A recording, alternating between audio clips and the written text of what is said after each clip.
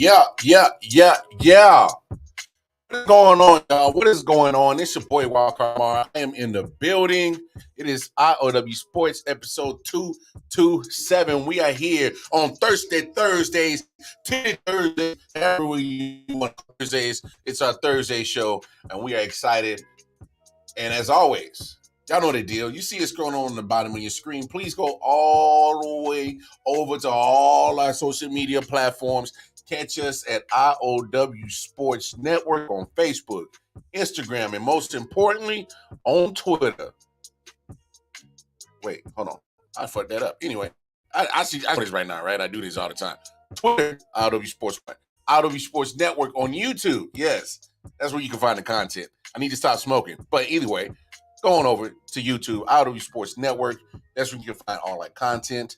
I.O.W. Sports Network on Facebook and Instagram. You can join our social media platforms there. And if you want to top it up with Wildcard Mar personally, hey, Twitter at Casey Wildcard Mar, Wildcard Mar on Facebook and Instagram. I don't know what's up with Detroit, man. I'm still trying to get him to get his personalized Twitter account because this booger wooger that jumped in the DMs the other day, she was worse than the one that jumped in on Monday. This joint looked like Chewbacca. I ain't gonna lie, she was sticky thick though. She had some hips and some dips in her, but other than that, if a lot of hair and is what you're attracted to, that's up for male. That ain't for me. My DMs. Now, you wanted me to wait till the end of preliminaries, and you're going there already during it. You know I'm hopping in.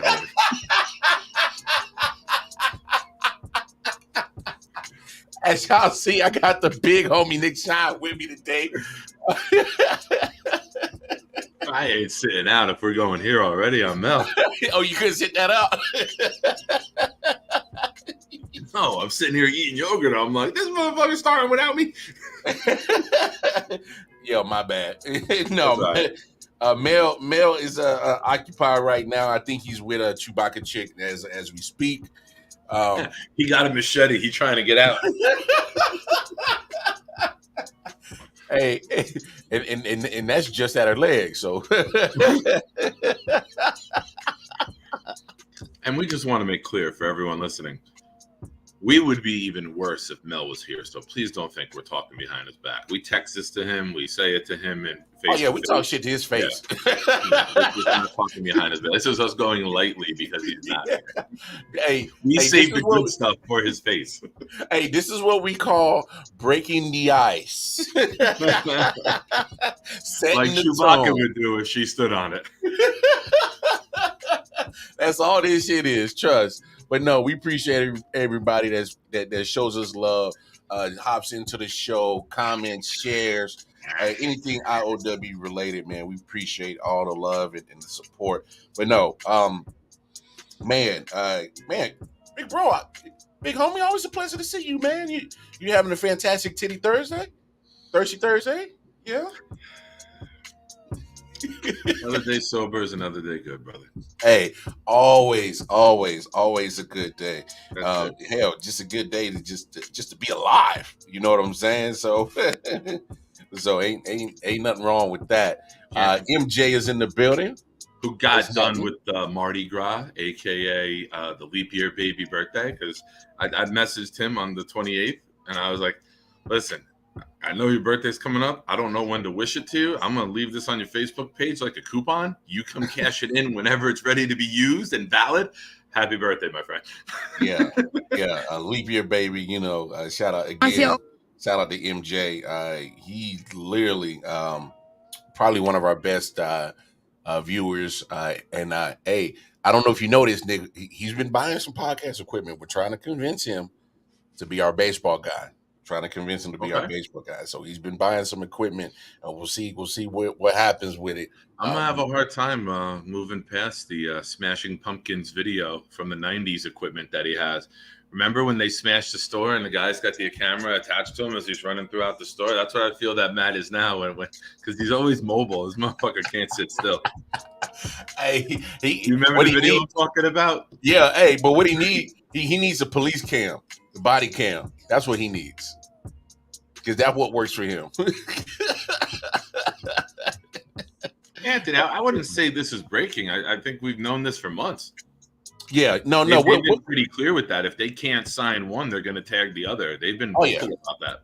Hey, at the end of the day, somebody's getting signed, some guy's getting tagged. That's just what it is. And obviously, look, we'll discuss that in a second. Shout out to AP, one of our other great listeners here at I.O.W. But no, we'll definitely discuss that because me and the big homie, we are here to get you guys pumped, excited, juiced up. We're gonna probably spend the next 2 hours majority talking about football, getting ready for the draft, what certain teams are going to do, certain moves in free agency and things like that. Same thing like what AP talked about. We'll talk about that. Saquon getting the tag in a moment because there's been some other players that's gotten the tag as well as in the first few people that have gotten the tag. So we'll discuss certain contract situations. We'll discuss draft situations, free agency situations. It's pretty much getting you guys ready for the NFL draft. It's at the end of April. But don't get it twisted. Yes, we will be doing our annual draft special here at I.O.W. Sports. The big homie Nick Shine is pretty much our version of Mel Kiper. That man eats, sleeps, breathes, combine. I don't have that hair, bro. I know. You ain't got the hair, but it's all right. I'm pretty sure the man has the combine in the background right now. I'm 100% positive about it. See? Yeah. Look at him shake his head. So, look, this will be our third draft special, and the big homie is definitely going to get us geared for that. They're so reviewing Aiden Hutchinson from last year. And then his highlights throughout the season. hey, honestly, man, Aiden had a good season. I'll give Aiden his credit. But we might sprinkle in maybe a little baseball talk, maybe a little basketball talk. But please, if you're looking for other sports besides football, sorry to break your heart.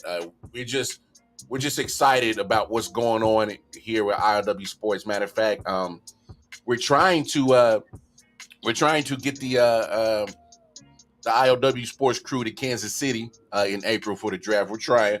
We'll see what comes about it to get a more up close and personal observation and view from the NFL draft. So we're trying. We're trying. We're going to be doing that. Shout out to Reg, my man Sincere. Shout out to Sincere. He out there. My man Duo. Yeah, my man Sincere King is out there, and Reggie, man. But no, we're gonna try to get you guys pumped and amped. Who cares about baseball? Don't be like that, AP.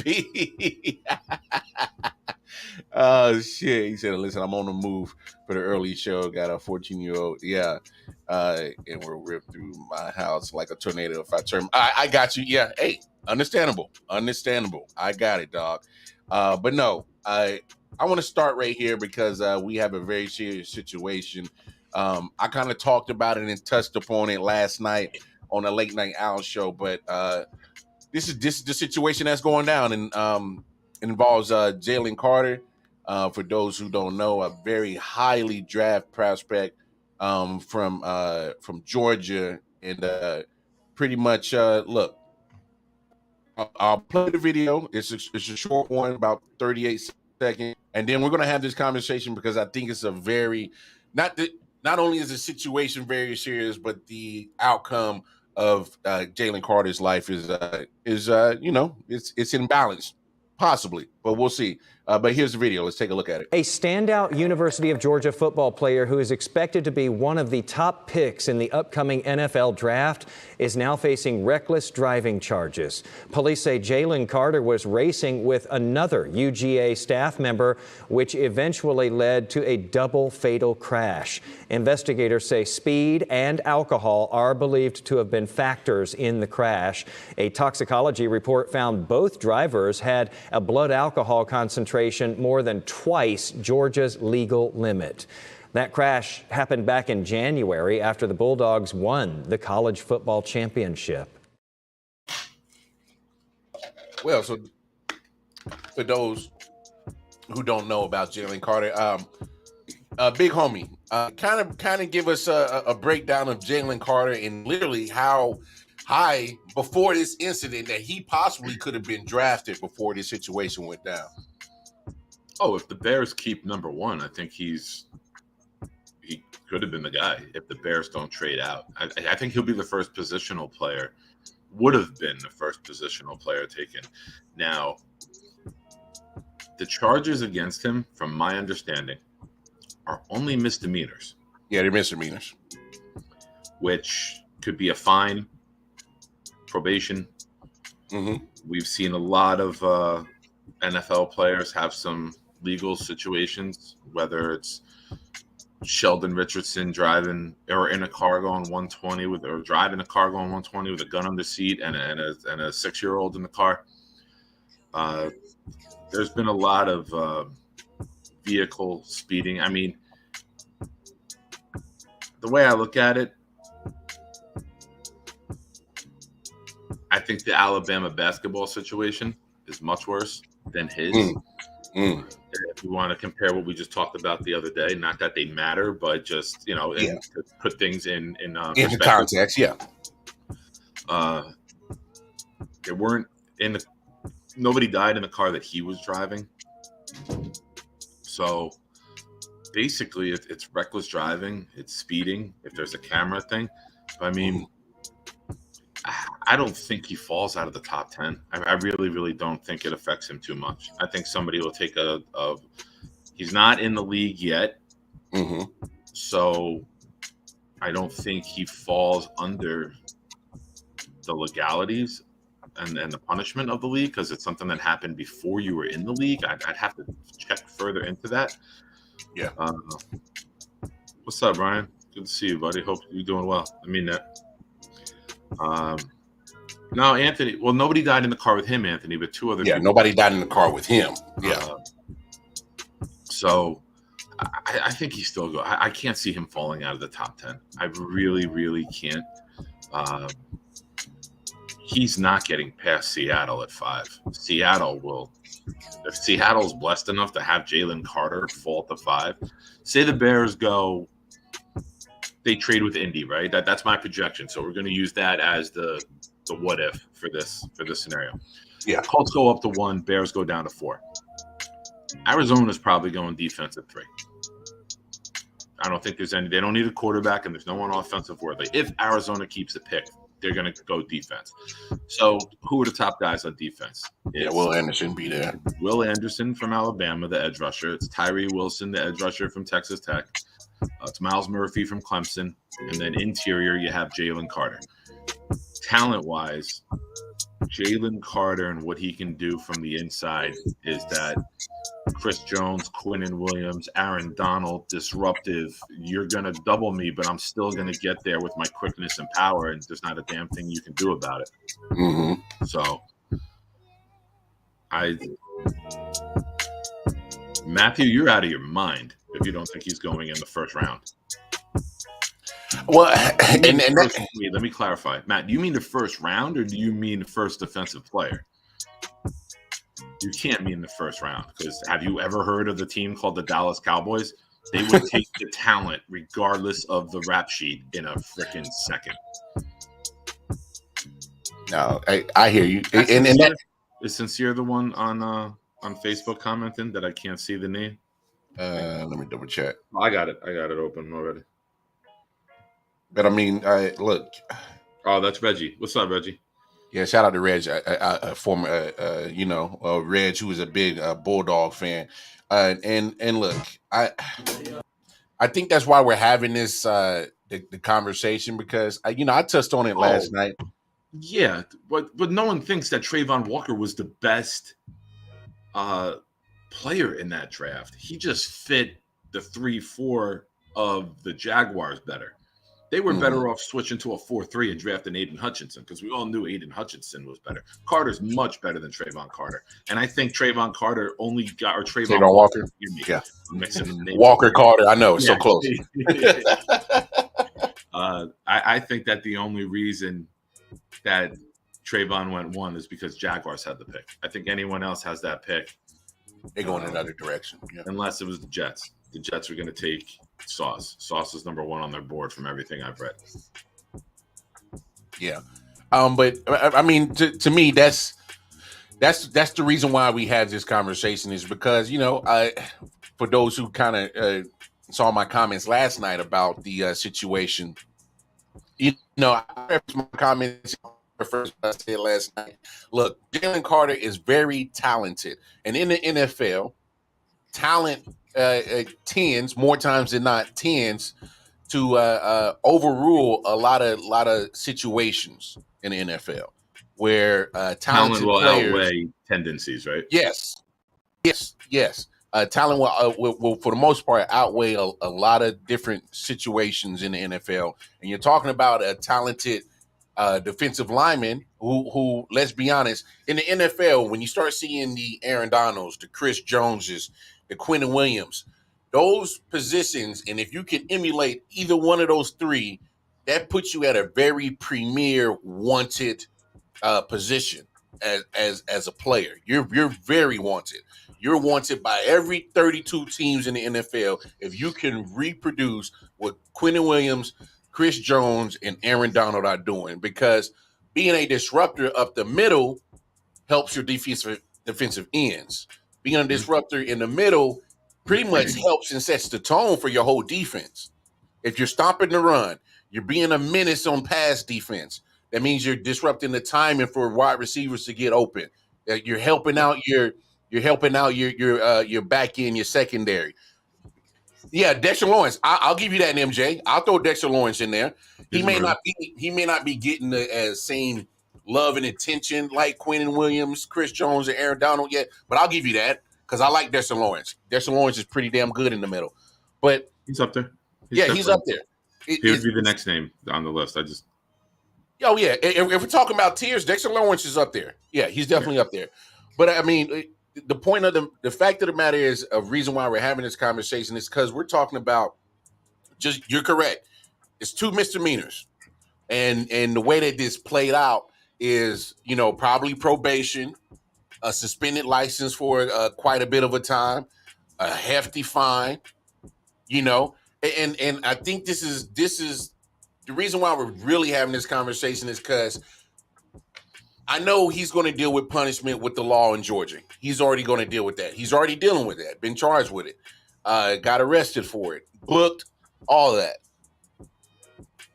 And there has to be an amount of embarrassment that he's probably dealing with because let's be honest, when we were 20, 19, 21 years old, Nick, can you honestly say we made the best decisions all the time?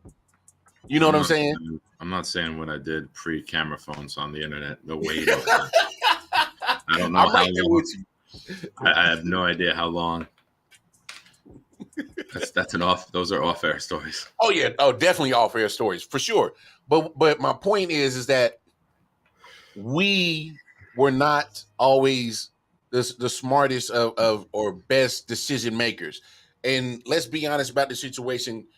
Jalen Carter made a bad mistake, being driving at pretty much upwards 90 plus miles per hour, driving intoxicated, all bad decisions.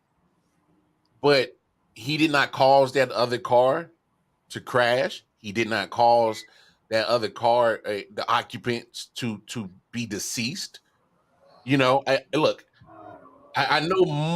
know morally a lot of people are going to be like, oh, well, he just gets to walk away from an accident and pay a couple of fines, do some probation, and he's making millions in the NFL. He moves on with life. And to a certain degree, yes, that is true. But also he wasn't involved in the accident. Yeah, he wasn't involved in the accident. He didn't hit anybody. He didn't run them off the road. It wasn't. Yeah. I'm just saying, as much as people are going to be like, look at the moral high ground. Oh, that he shouldn't be, top 5 draft pick. He shouldn't be this because of that. I understand your reasoning because yes, there are two young people who haven't woken up since mid-January and they will never wake up again because they are deceased.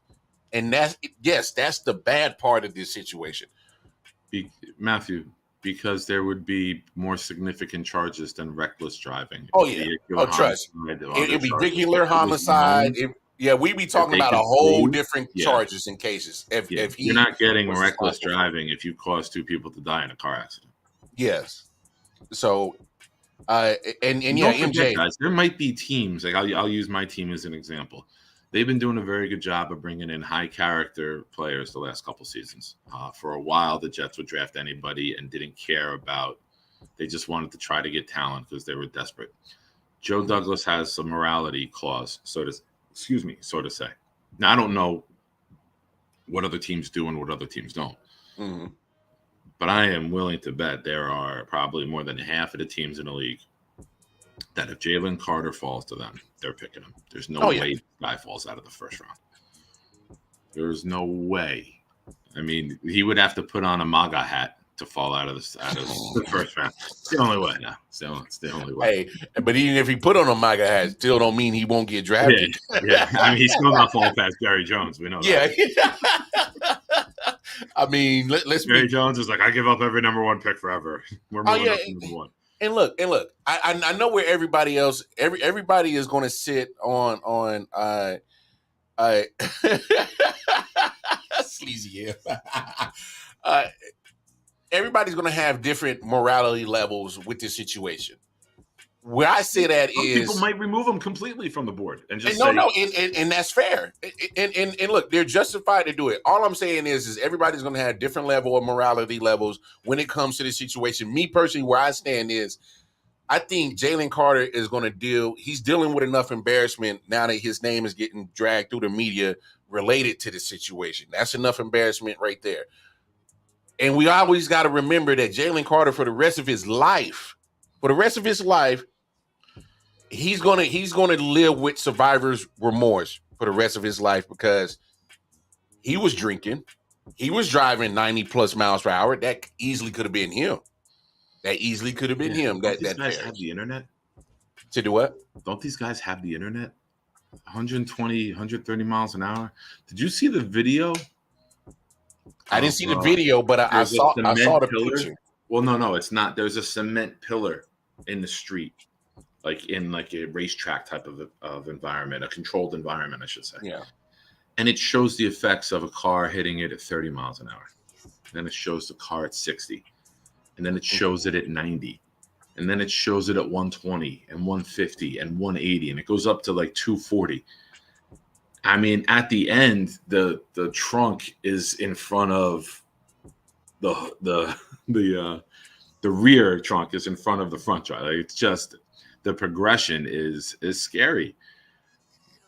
You know, it's, these guys everyone thinks they're invincible, right? Athletes have that. They think there's an invincibility to them, that they can't be touched and they can't be defeated and they can't be stopped. And some of them think that cops will give them a free pass because of who they are, or what they do, or the sport they play.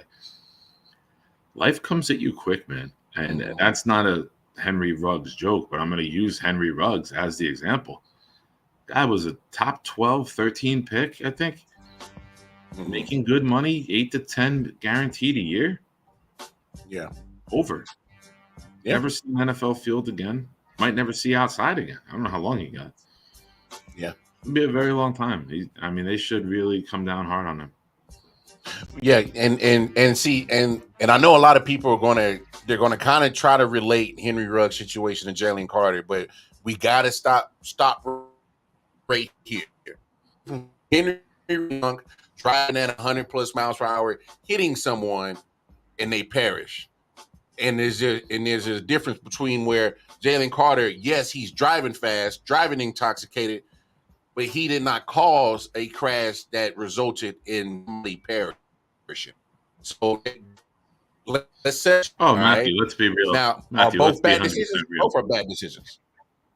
He won the race. He survived. He won the race. Yeah, but this is, at this point, I don't even think there's anything that's you know, I know what you're saying. Can I just chime on that? Damn it. This touchpad is too sensitive. People cause crashes all the time while not actually hitting the car. Correct. But you have to have control of your vehicle. If you're doing 90 and 100 and you got to swerve a little bit, you're wiping out and hitting something. That's why that telephone pole is not there from the video that Lamar showed earlier. You don't split a telephone in half, telephone pole in half if you're doing 30. No, not even close. Oh, it was Smitty with the Matthew rice Jacko. cakes. There you go. Matthew Jacko. Matt Smith. It was Smitty with the rice cakes. MJ in the chat, Smitty. He sent us a picture the other day. Like, who brought these up the other day in the chat? So it was you. There you go, MJ. We got our answer. Yeah. Hey,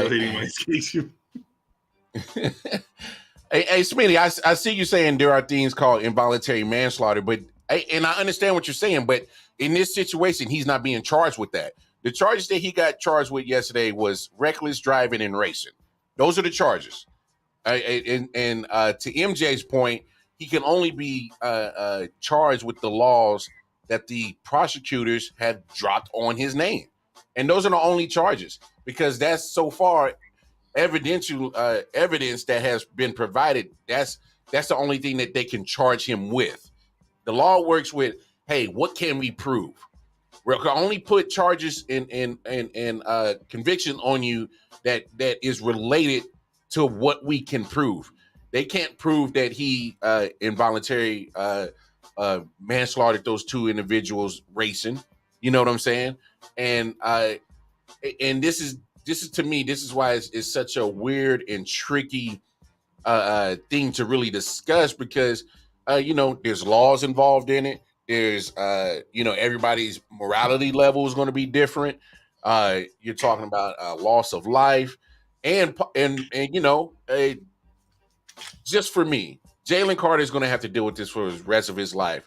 So as much as people are going to say, oh, well, you get to move on and live life and be a top pick and make millions of dollars, but I'm willing to bet as a human being, you're still going to live with that void inside, be like, yo, damn, that happened.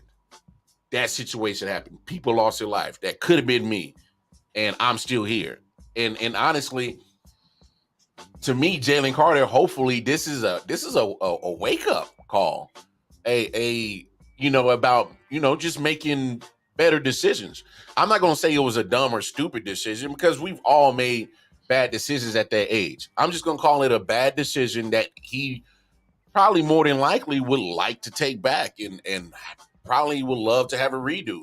He would have loved to not been in a situation where two people passed away. I don't know. It's just me personally. Do I think there's going to be teams take him off the board? Yeah, I think there's going to be teams take him off the board. There may be teams that drop him a bit. There may be teams that don't move him at all. That's just the reality of the NFL. It only takes one to put your name on a card. So. Yes. Hey, that's the best way to really sum it up. I mean, there's going to be people that's going to drop him lower in the draft, maybe getting it to second round, third round. But let's be honest about the situation. And I need people to hear me good. Jalen Carter will get drafted. Yeah. He will get drafted. And that's it. It don't matter if it's first, second, third, fourth, fifth, sixth, or seventh round. There's 7 rounds. Within those 7 rounds, he will get drafted. Period. Laramie Tunsil smoked weed in a gas mask on video before weed was legalized in the majority of the country. And he fell 7 spots. I think he went 11. Jets were panicking like crazy to trade up to Laramie Tunsil. Yeah. So, and no, I agree with you, Smitty. Yeah, evidence is going to be entered. Evidence is going to be suppressed. That happens in the court of law. At this point, it's literally he's been charged with reckless driving and racing. And you're right. I agree with you, Smitty. We don't know what other charges might possibly get brought up. Yeah, we don't even know what other charges might get dropped. We don't know. But as of now, as a sports show, we can only talk about what we know. We're not a law show. Yes, yeah, and I don't know. It's an unfortunate situation, just because there is a loss of life. I just think there's a point in time where, if he's being charged with this and that, he'll stand up, deal with the punishment, and that's just that's just the way things work. You can only deal with what you're being charged with and deal with that punishment. But once you served it and served your time, I can't fault you for wanting to be back acclimated back into everyday life. You know what? You're supposed to just sit around, sulk in the house, and just be be a potato on the couch from one bad mistake. No, you still You got to didn't live your want to life. say couch potato I mean, and do the easy form of that. You chose to rearrange the words and make it a full sentence. but I mean, I'm going to say I don't this. know. I'm going to just reply to Matt one last time, and then I'm done with this. Weed isn't the same as reckless driving and endangering the public. Correct. But just as many people do it. Just as many people speed, drive, cut a corner, speed up when someone's going across it. Everyone does the same shit. The only difference is this guy had the unfortunate circumstance of somebody dying because of it. So it's all about decision making. That's my point. Not comparing apples and oranges, just saying that all this fruit sucks. And when you make bad decisions, you suck. Yeah. No. And let me tap into this real quick. And I'm gonna kind of slowly fade away from the Jalen Carter. And I kind of want to look at it this way. And you being a coach, big homie Nick, you being a person who's a leader of young individuals. What can coaches do to kind of help help these players? I don't want to say be better, but kind of be an extension of a parent or an extension of a guardian. They already do everything they can. They give them resources. I'm sure they have in colleges, knowing that these guys will consume alcohol. I'm sure they have volunteer, not just Uber and Lyft service, but I'm sure they have a help a student program where students who don't drive can go and pick people up. There's a lot of resources. Something that you have to learn and accept as a coach. You can only relay the message. It's the player, the student's job to absorb that message and then make the right decisions. That's all. You can't live with them. You can't make the decisions for them. You can set up a structure. You can set up assistants. You can set up whatever you want. But at the end of the day, the only person who is with you 24/7 is you. So it falls on the player. I mean, there's no blame on Georgia. There's no blame on anyone else. It's just two guys making bad decisions. So unfortunately, it costs 2 lives, and that's the biggest part of this. Yeah. AP, it says, the coach, nothing. It starts with the parents, which I agree. Which was, I did make sure I put that into. Well, according to Dion, defensive linemen don't have the dad in the house. Wasn't that this fucking rocket scientist speech this week? Hey, but you know what? No, he said Carter's a good defensive lineman, so obviously he's never met his father. This is according to Dion. If you haven't seen the quote from Dion, he please said don't judge me until you do see it. He said it on the Rich Eisen show leading up to the Super Bowl. And it's wild that he said that. But here's my thing. Dion is a coach. He had to learn that from who? Probably another coach. And so, to me, this is just honestly, I think it's coach's culture. And honestly, I was actually shocked that he revealed it, but I wasn't shocked that this is something that coaches talk about. Yeah, right. Because I mean, all right, let's go there. Let's we'll talk about it. Let's go here now that I brought it up. Yeah. So here's the thought process. Matter of fact, what he's trying to say. Hey, Nick, go ahead and ride with what you say, because I'm about to go find the tape, and we're going to talk about it, because I want to. I know the quote. If you just want me to cover it instead of, if you know what I'm saying. Oh no, I'm saying like go ahead and speak on it, but for sure I'm gonna find the actual quote from Deion Sanders. What he said, for those that don't know, he's like, when you're drafting a quarterback, you want both parents there. You want good structure. You want good decision making. You want a guy who's going to be able to lead your locker room and lead your players and came up in like a good family environment. You want a D lineman. You don't care if dad's there. You want a savage. You want someone who's going to do anything and everything to protect his mama, to go get that bag, who might be a little bit off. Like, that's my summary of what he was saying. And a lot of people, a lot of athletes, like, Darrelle Revis tweeted, he's like, I came up with it. Okay. He's like, I don't think that you just, don't let Deion tell you what your situation is going to be. Make the most of your opportunity as an athlete. Do the best that you can, no matter what your background, no matter what your upbringing. You define who you are, not your circumstances. And a lot of athletes are like, yo, Deion, you're a dick, which we already knew for the way he left Grambling. Not Grambling, Jackson State. I'm sorry. Forgive me. Thank God Mel's not here. He would make a joke about me getting all of those colleges confused. Wrong college, guy. We're not all the same. I'm usually on the bottom and Mel's on the top right. When I said it, I instantly looked to the top right because just instinctively I thought Mel was going to come at me. That's what she said. So, yeah, I mean, Deion was a little, out of pocket for that comment. But let's be real. I agree. Where there's smoke, there's fire. And there are some coaches who probably think that way. Like, I want a savage on defense. I want a guy who's been fighting for day one. I want a guy who's been protecting mama, who's going to do anything and everything to get to that quarterback, to get that bag for him and his mother, to rescue her because nobody else has been able to. So I get it. I just think speaking it publicly and letting kids hear that is a bad message. It's different. It could happen. Hey, it's funny that you said that. Go ahead. No. It's literally is. I'm just sitting here over here, just listening to you, and I'm like, damn, you literally touched on everything that I felt. But I got the clip, and we're gonna play it real quick, and we're gonna have this conversation. Quarterbacks are different. Yeah, we want mother, father, dual parent. Mm-hmm. We want that kid to be 3, 5 and up because he's got to be smart. Mm-hmm. Not bad decisions off the field at all, because he has to be a leader of men. Like O-linemen, I look for dual parent homes. Right. A strong father that they adhered to. Right. Smart kid, at least 3 and above. Lineman, defensive lineman is totally opposite. What do you mean? Single mama. Trying to get it. He's on free lunch. I mean, I'm talking about just trying to make it. He's trying to rescue mama. And so that's just a snippet of it. And look, I'm with Nick.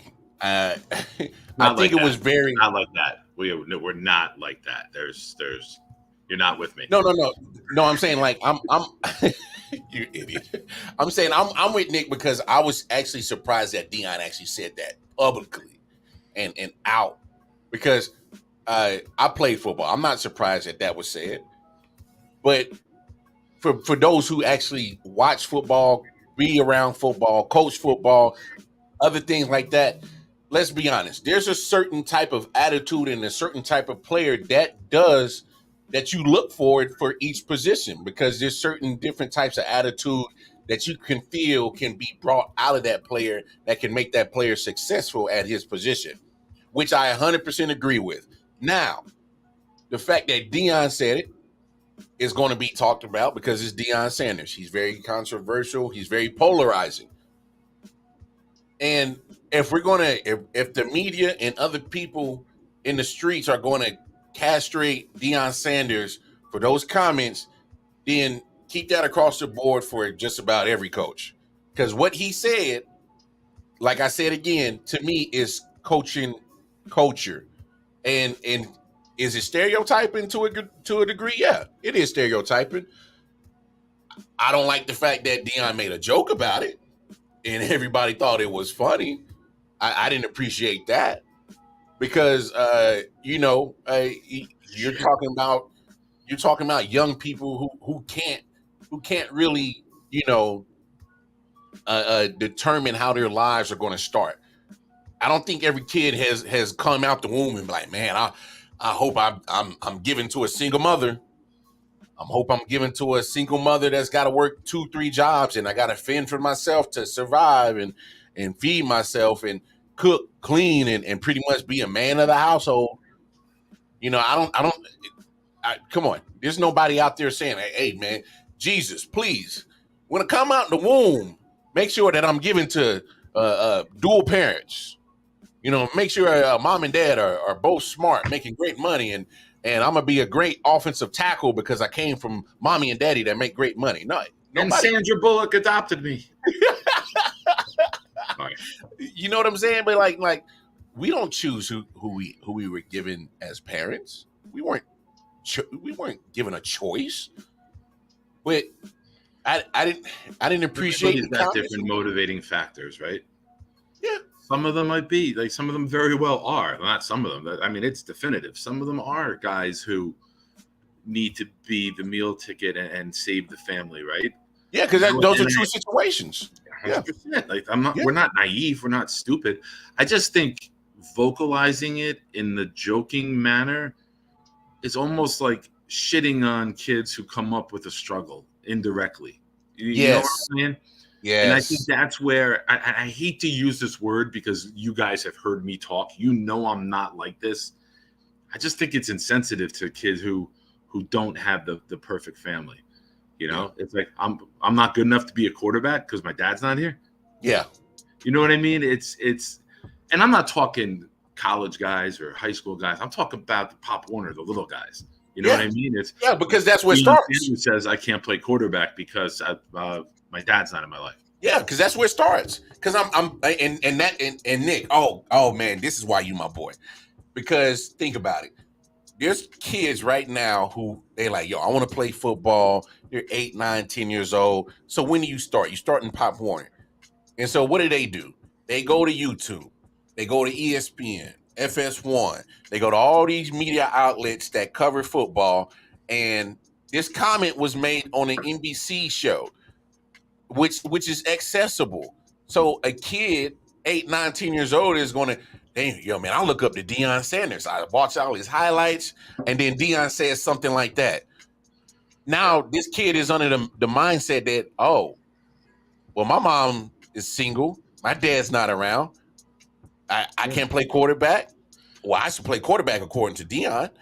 And I'm gonna be honest, and I'm gonna be real about this situation. This is why I was really perturbed that Deion Sanders said this, is because him being a black man know too well of different types of things that we face of adversity on a regular day basis. He knows this.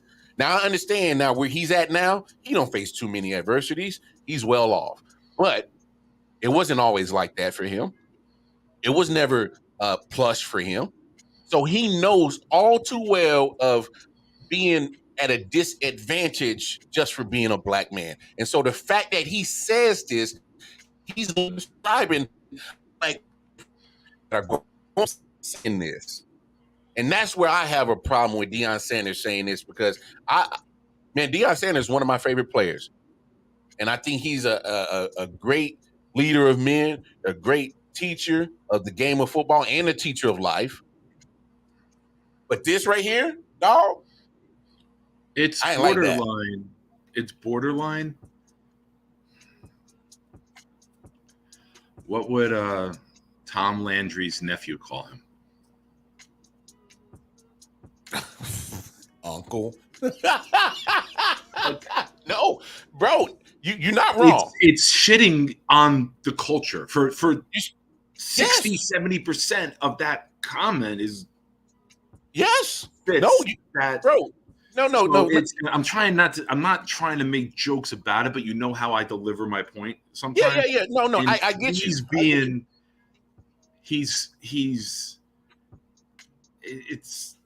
It's bad to have a black coach go and vocalize shit like, all right, let's put shoe on the other foot. All right, let's do that. Sean McVay goes out and says that shit. Oh, the media is on his ass. He's done. The media is on his ass. Yeah. Because we already seen a white coach that says anything racial, he's losing his job. We saw that with John Gruden. And this guy can make jokes about it. We saw that with John Gruden. On single family homes and say basically you're not good enough. We're not even going to consider you for quarterback unless mom and dad are there. And that's the shit you're saying basically. No, you're not wrong. And that's why. Is Deion still married to his first wife? Oh no, he's already been through 2 divorces. And his son now, who's the quarterback, is it from his first wife or his second wife? It's either first. I don't know Deion's family dynamic, but not everybody's got a millionaire father to have the structure to still be involved whenever he wants. You know what I mean? Yeah. It's. I think it's a real bad look for Deion. I think it's a bad look for Colorado. I think it's a bad message to send to the youth. I think it's something that even if you think or you believe. Yeah, you don't say that out loud. Yeah, you keep your mouth shut. And look, I don't care if you white, black, Hispanic, Asian. I don't care who you are, where you come from. To me, these type of comments and pretty much stereotyping of certain individuals who you need for a position, it's uncalled for. It's not warranted, and it's unfortunate because, look, I'm like I said, I'm not surprised it was said. Because I really do think that there's football coaches that really think like that, as in profiling who they want for their position, because they think that you can tap into a certain, I guess, mental factor in their head to pull the best out of them. But like, and listen, I've coached defense. Yeah, and I'm not gonna go anywhere near what Deion did, but I want those I don't give a fuck kids. I want those kids who come out on the field with an attitude, with an aggression, with a chip on their shoulder. But you know what you just said? Hold on, Nick. Hold on, Nick. I don't mean to cut you off, but you know what you just said? You said attitude. You didn't stereotype of a certain frame of a kid that you're looking for, but like, hey, you better make sure that your mom is single, ain't got no dad around, and you trying to make sure mama gets out the hood. You didn't say that. You asked for an attitude. You asked for a personality trait. You didn't a chemical ask for makeup, right? A switch you can turn on and off. Yes. You know, a desire. You know, like I've always said, when I was coaching, I would make fun of my offensive coach. Like, oh, we need to line up. We need to run plays 60% of the practice week. I go, give me 11 dudes with an attitude and a chip on their shoulder who want to destroy what you're doing, and I'm going to have a great day on Sunday. Who want to play ball? Yeah. I need to give me a ball player. I'll show you where to line up, and then you just do what you do best. Go stay within the system, do what I require, and go get the guy, go kill the guy with the ball. But give me a ball player. I never handed out a checklist of, all right, I need everyone to fill out whose parents are together, whose aren't. Okay, your parents are together, you're on offense. Okay, mom and dad are split. Okay, you're on the. What the fuck is that? No, I'm with you. So it's just putting another checkbox in the Deion Sanders is an asshole when he truly reveals himself. Like, you can put all the pomp and circumstance together and all the speeches together about unity and what we're going to do and bringing together. You're still a fucking dick. That's my view. Put my name on it. And you're entitled to it. Obviously, I'm not going to go that far because I rock with Deion Sanders. Being my favorite football player. As a player, yes. As a person, dick. Oh, no. You look, at the end of the day, we are all people. We're not perfect. But I just did not appreciate those comments, especially coming from a guy that knows all far too well of being disadvantaged as a black youth. That's all I'm saying. And I'm not surprised what he said. I'm just surprised that it came out of his mouth publicly. And I got to call a spade a spade. He should have never said it. It was downright ignorant for him to say it. And the fact that and the way that he delivered it as a joke, I didn't appreciate it. 100%. You're right. I didn't appreciate the fact that he delivered that as a joke, and I didn't appreciate Rich Eisen and his groupies laughing at it, because to me that's not funny. Nothing that Deion Sanders said was funny. That was more of like the nervous, like, holy crap, I can't believe we're going there, like type of laugh. But it should have never got there. I agree with that. It should have never got there. I just don't understand, how did they even come up? Like, you can say what you look for as a head coach of a university of what we're looking for. Like, yo, I need some dogs in defensive linemen. You just say, I need guys that know how to disrupt the quarterback, disrupt the timing. He could have easily said everything he said and actually said it without sounding like a dick. He could have easily done it. It was a poorly choice of words, poorly executed joke. It was all a fucking mess. It should have never came out his mouth. That's a real legit feeling that you tried to make sound comical. No, I'm not. Figure when you're going to, I'm going to end it with my Nick Shine pretty bow that you know is coming. You figure when you're going to Colorado, you would want to recruit kids that have like both parents together, because you need to sell them extra seats. That place has been empty. empty. What them boys got one win last year, 2 wins? Yeah, that place has been empty. But I don't know. Just to move on, Deion Sanders, do better. Don't ever say nothing dumb like that ever again. And look, you lucky. Yeah, I'll bet the over on that one. He's going to say some more dumb shit. Yeah, but I mean, I'll just be honest. He's lucky because, and I'll back you up on this. If the shoe was on the foot, if a Kirby Smart or a Dabo Sweeney had said something like that, the media would be over his ass. The universities were sitting there, be taking calls of pissed off fans saying he should be fired. It'll become literally become a media distraction to those universities. So Deion is lucky that he's not dealing with that right now. Excuse me. I got so choked up in anger that Deion even said that shit, man. All right. Yeah, I don't know. Something went down the wrong throat, but shit, shouldn't even said that around your punk ass.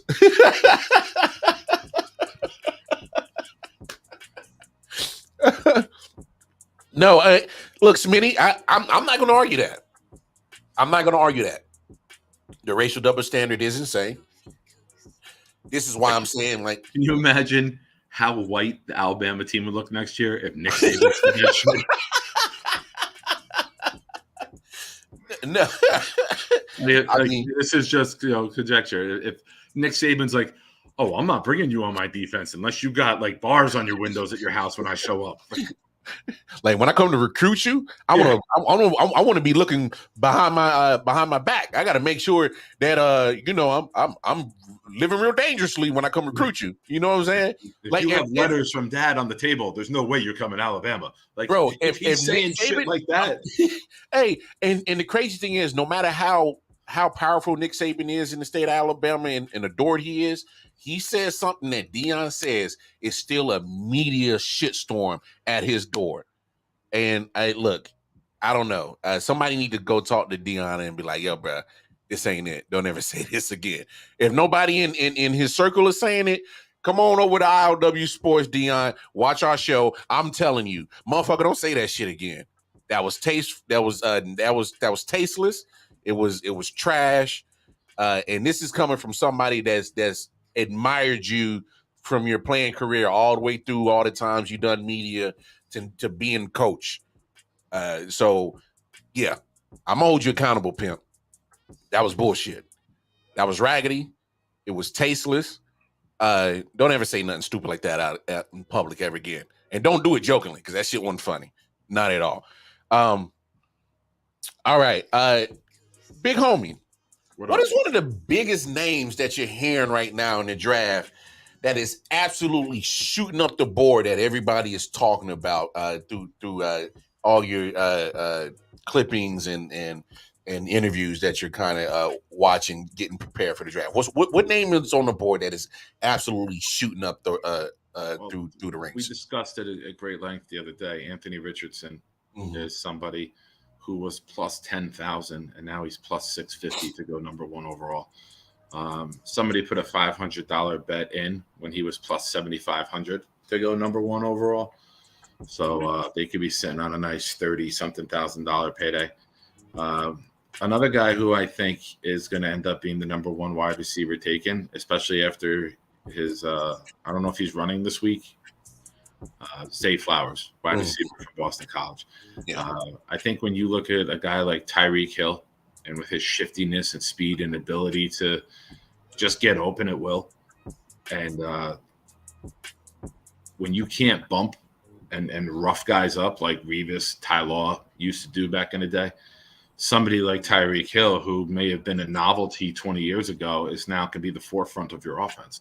So I look at Zay Flowers and say, this is a guy who's jacked. This is a guy who can run. This is a guy who can get separation. This is a guy you put the ball in his hands and things are going to happen. So that's somebody that I think is those are the two guys right now that before the combine. There's always guys who become combine warriors. You get a D tackle. I saw. Give me a second.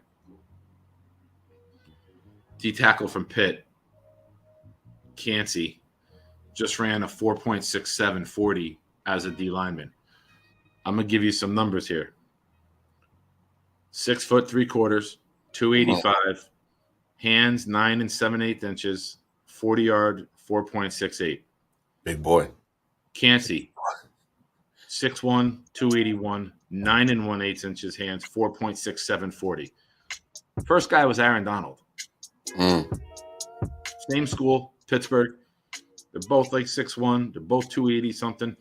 Ian Rappaport tweeted this saying, oh, so you're saying that undersized D tackles won't work out in the NFL? And posted the numbers side by side of Cansey and Donald, who are both from Pitt. Now, nobody's saying that he's going to be, in my opinion, the greatest defensive tackle of all time and a top 2 in the discussion for the greatest defensive player of all time, Aaron Donald. No argument. But athleticism, lower center of gravity, power. You can get right through those 6'5" linemen when you got that lower, and you could stand them up and just drive right through them like they're nothing. Yeah, and you bring up a good point. As in when it comes to I know there's going to be all those. Where's your pro player comparison? And nobody's saying that this kid size alone. Size alone, he compares. No one's comparing his game to Aaron. Oh yeah. Just Rappaport's doing a little bit of a tongue in cheek. Smitty. Yeah. Well done, Smitty. Well done. Well done, Smitty. Poking fun at Dion. I love it. But no. So Cansey should be a defensive tackle. We should keep our eyes and ears open. Obviously, wait. Did the Senior Bowl already happen? Senior Bowl already happened, yeah, didn't it? Senior Bowl, yeah, that happened before the Super Bowl, I think. Oh yeah, you're right. I'm just my brain's slipping, man. I got so much going on. I'd be because I got high. Yeah. I was gonna have a thought, but then I got high. Oh, did you see my man fall off the stage like in New Hampshire or Vermont a few weeks ago? Yo, yeah, bro. I was gonna finish singing this song. Blah, blah, blah, blah. sorry, Afro man. That was quite hilarious. At least his head was protected when he fell. Yeah, the Afro saved him. Here's a crazy thing about the combine because combines are going to happen. There's going to finish up. There's going to be a lot of hoopla about certain players that do well. That do certain drills that they could raise up their draft status. You're going to look at that. You're also going to look at pro days. That's going to help your draft status too. Should have seen me last night celebrating. MJ Wild, he said, should have seen me last night celebrating my birthday. And then you was bumbling, stumbling, fumbling. But no, I think there's going to be some of these players are going to have the chance to either raise their draft stocks, obviously, or lower it, obviously. Let me ask you this, big homie. How much stock do you put into combine performances and draft and pro day performances? How much stock do you put in it, and how much do you think it should matter to what you see on pro days or combines? I am a very big proponent of what Dan Campbell just said, either this morning or yesterday. I don't care what you do in pajamas. I will care about your tape on the field. Every guy who plays wide receiver can run, catch, cut. Sure, it's nice to maybe get there in person, meet with them.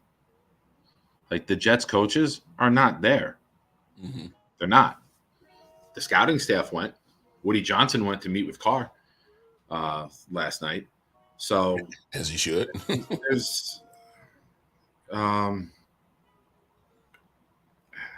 It's nice to meet the players. It's nice to see them out on the field. Some guys crack under pressure, so there's that aspect of it.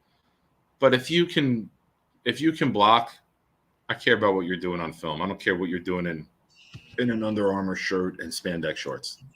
You're not blocking for real in that situation. You know, when last year the Jets said that the Jets coaching staff last year coached the one of the Senior Bowl teams.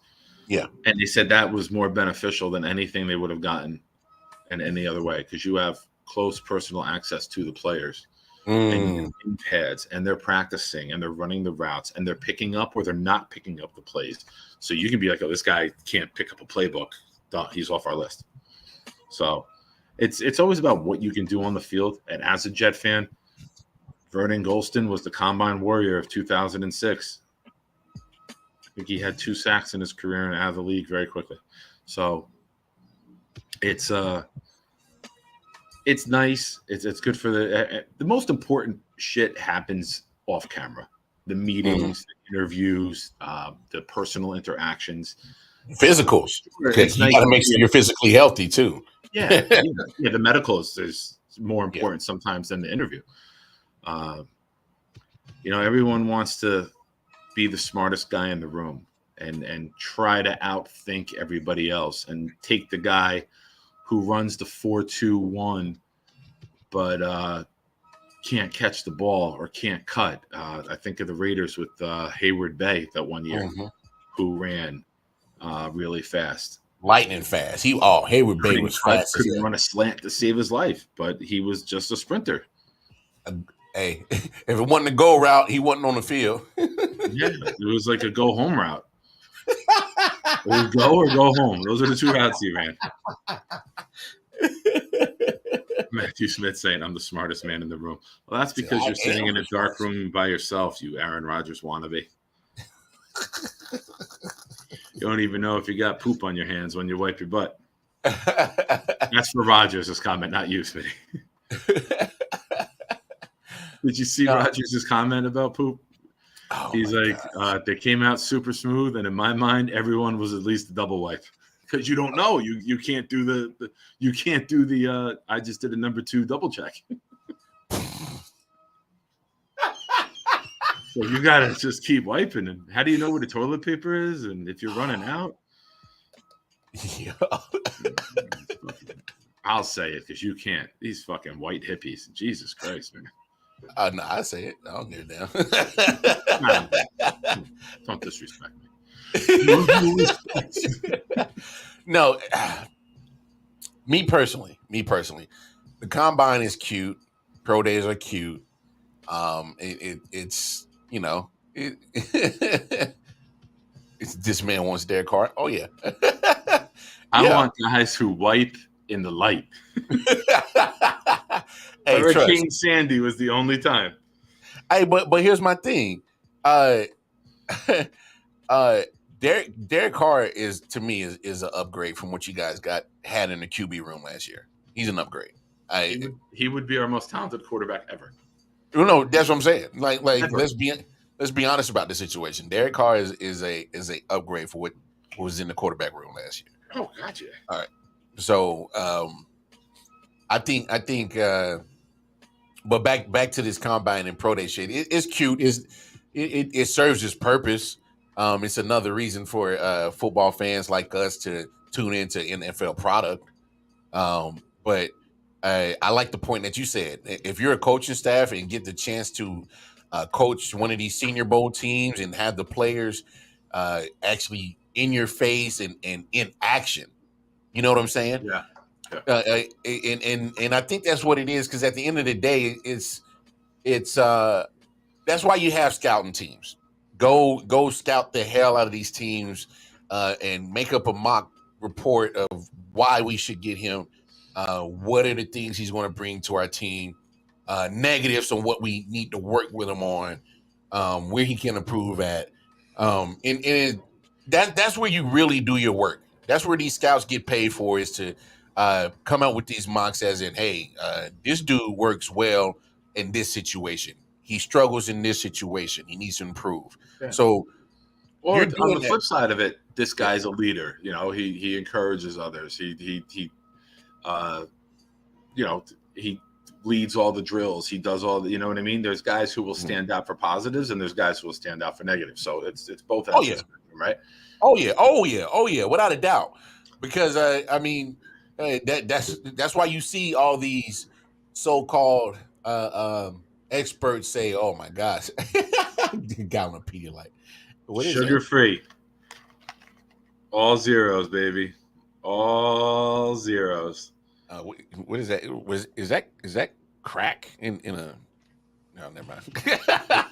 It's those powders, those powder packets that you put into like the water. Like I need some flavor once in a while, man. Like I used to get my flavor from beer, but now that that's done, I need a little bit. Nah, I got you, dog. I got you. Let me ask you this: is there a name, a player out there that what AP say? I don't like the pro day players practicing with their teammates, but the combine, it's random players. You're not going to get drafted with your friends on the same team. That's actually a legitimate point right there, AP. Because that's why I think he's pretty much separating the difference between combine and pro day, because pro day it's at your college. It's scripted. Yeah, it's scripted like hell. You can do it in the dark. No Rogers joke intended. You can do it. You know what we're doing. They try to make it look like it's spontaneous, but we all know it's scripted.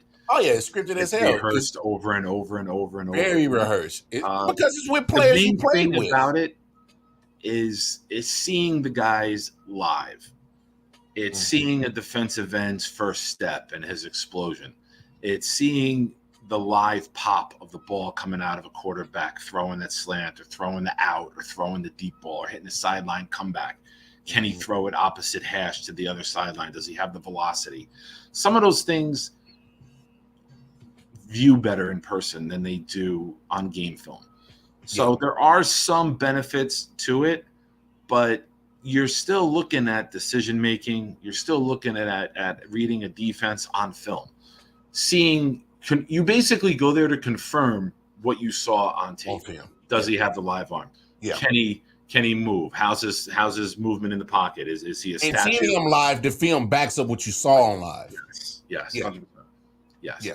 So you don't go there to make your decision. You go there to confirm it or affirm it, I should say. Yeah. Yeah.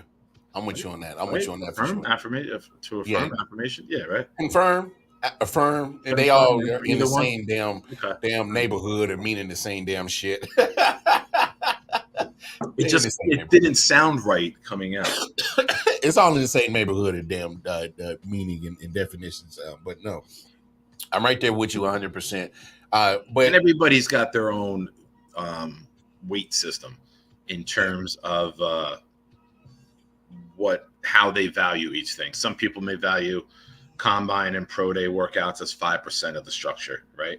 Yeah. It's just like how you view any other thing. You're going to weight and tier. Game film might be 50. Character might be 25. Yeah.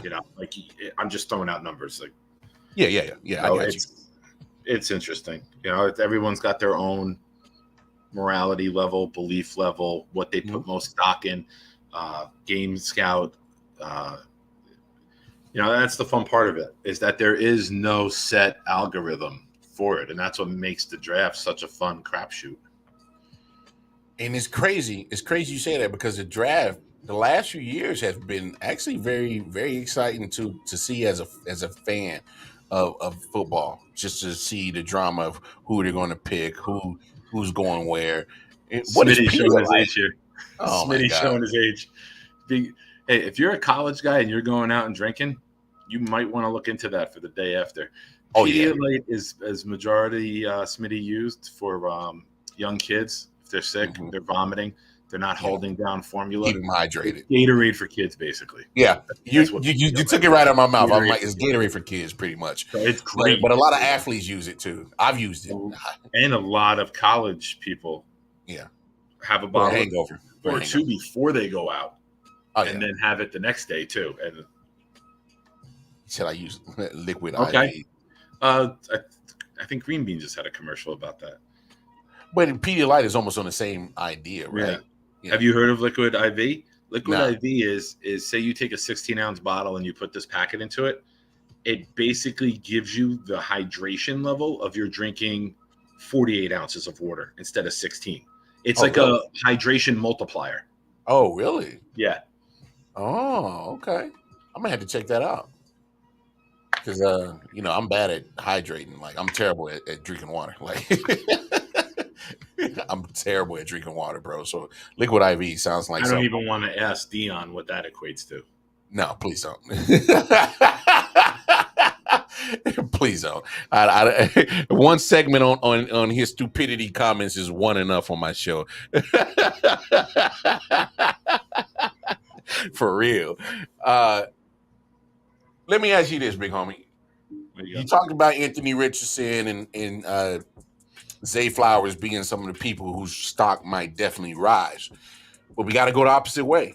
Okay. What name is out there that you think is going to potentially drop? This is a weird one because hold on, stupid ad popped up. Close that. Hide.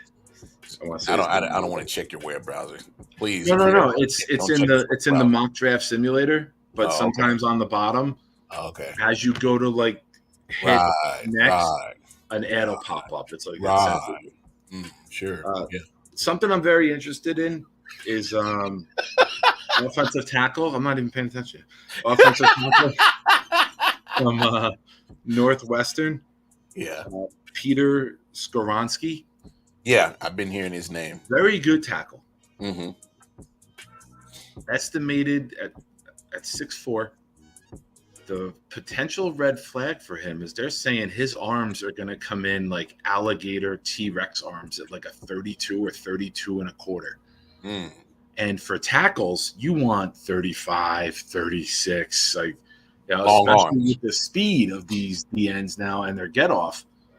So several teams are rumored to have saying they have him rated as a guard. Mm. Because I was about to say that you're in the telephone booth and you're better off on the inside than you are outside, playing like this. Yeah. So I'm very curious to see what he actually ends up with. And there's no way to hide that. You know what I mean? You can do bench presses every 2 days for months to get ready for the reps. You can't make your arms longer. No, you can't do shit. There is any way to make anything on your body longer, I would know about it already. Speaking of that, there's another pop-up ad. No. Yeah. God damn, you're reading. You just missed a great short penis joke.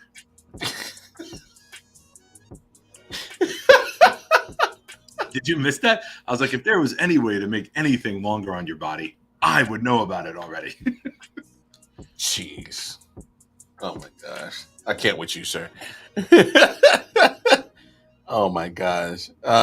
No. Oh, who is that? Oh, you got the Juan Soto pick? Okay. Liquid IV hydration multiplier. Yep. I'm gonna go check that out for sure. Now that I know what it looks like, because I never heard of it. But yeah. I just found out about it yesterday from Green Bean, who does the Jets videos. He had it in one of his ads. One of his ads. I'm new to the game. Please don't make it sound like I'm.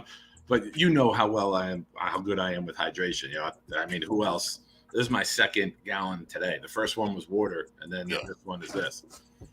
Yeah, trust me. I would love to have your willpower to drink as much water as you do. Like that gallon. And crazy enough, that gallon of water, man, helps big time.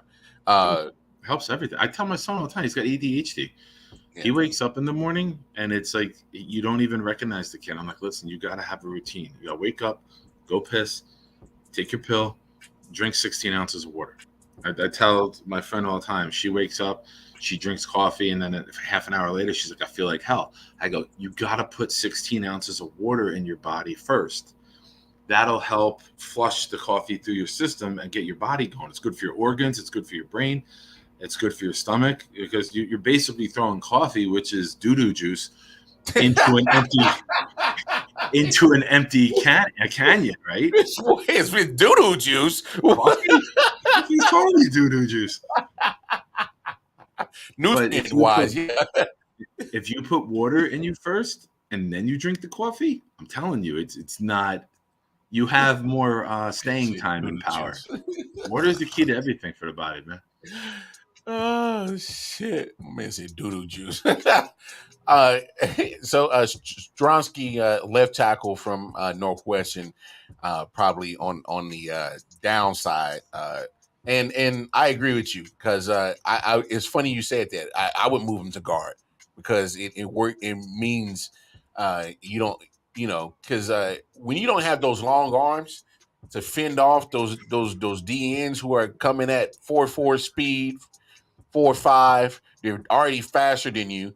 And until you put that stiff arm on to slow them down, and if you ain't got that reach, man, they're already up on you. You know what I'm saying? So, Yes. Not saying that Stronsky can't play tackle in the NFL. Me personally, I wouldn't bet my quarterback's career on it.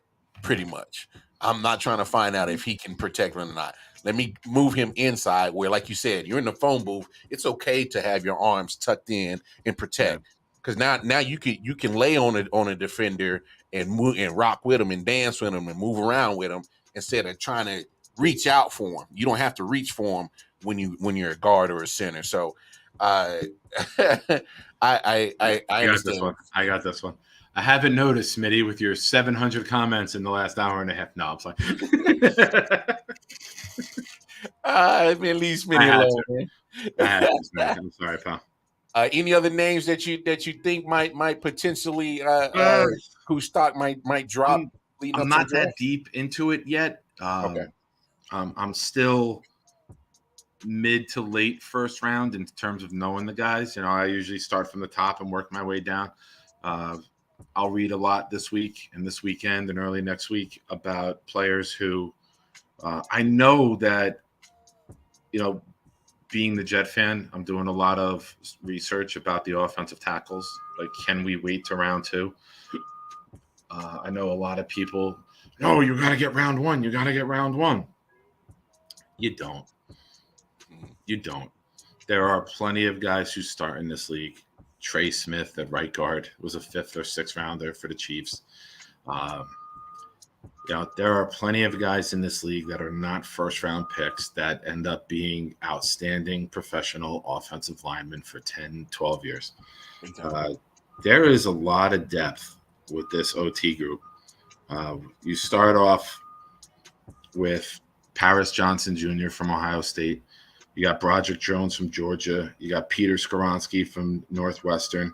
Somebody who I think is picture perfect for the New York Jets is from Oklahoma, Anton Harrison, 6'6", and the dude glides, man. And when we run that stretch run game, he can get from the tackle to the sideline effortlessly. DeJuan Jones from Ohio State. Darnell Wright is a guy who might be climbing from Tennessee. Will Anderson said he was the toughest matchup he ever had in college. Never got a sack off of him. And that's a comment that can boost your draft stock in a heartbeat. Yeah. Cody Mock, the super ginger from North Dakota State. I don't know if you've seen him yet. Yeah, it looks like Cartman became like an adult. That's the dude. It's funny. Now I can't unsee it. Yeah. Because I saw his picture. Now I can't unsee it now that you described it like that. Jalen Duncan from Maryland. Warren McClendon from Georgia. Tyler Steen at 103 from Alabama. When have we ever seen an Alabama tackle rated at 100? Usually if you're an Alabama tackle, you're top 25. Yeah. So Jackson Kirkland from Washington at 171 overall ranking.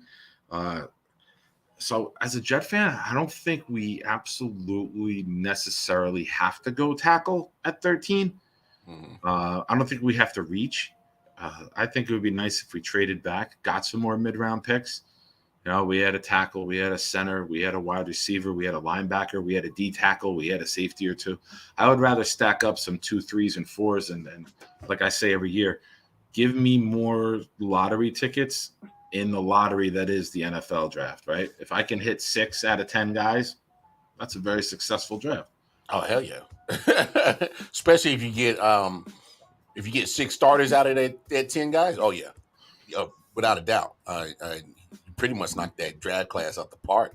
The guy I like the most right now, after seeing him speak and his film, I am just fascinated with Tyree Wilson, the edge from Texas Tech. That's like my first crush of like the draft, like a guy that like. Yeah, I was about to ask you that. That was about to be my next.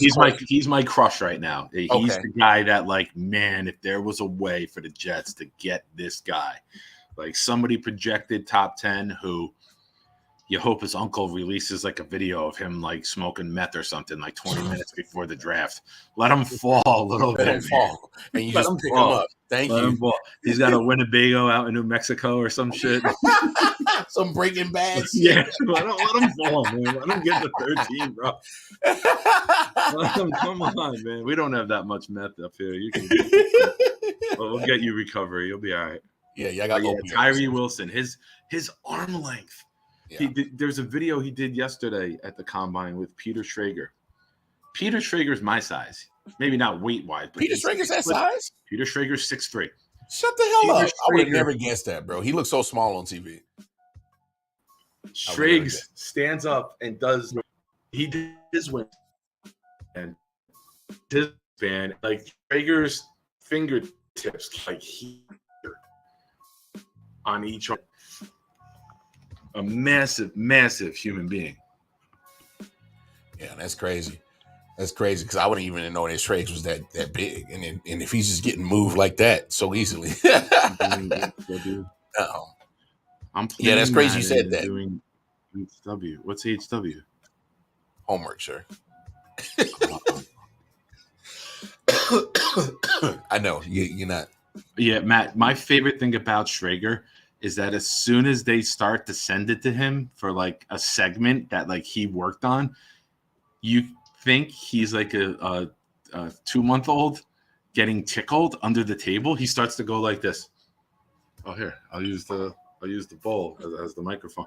He like he gets like all like he can't control himself during the introduction. Like, oh, they're doing my piece. Oh, they're doing my piece now. Like, he gets so fucking giddy, like it's childish. Pay attention to it. You're gonna be like, yo, this motherfucker nailed it again. Oh man, that's crazy. Joe Buck with the 5-second eye fuck. I can't stand Joe Buck, bro.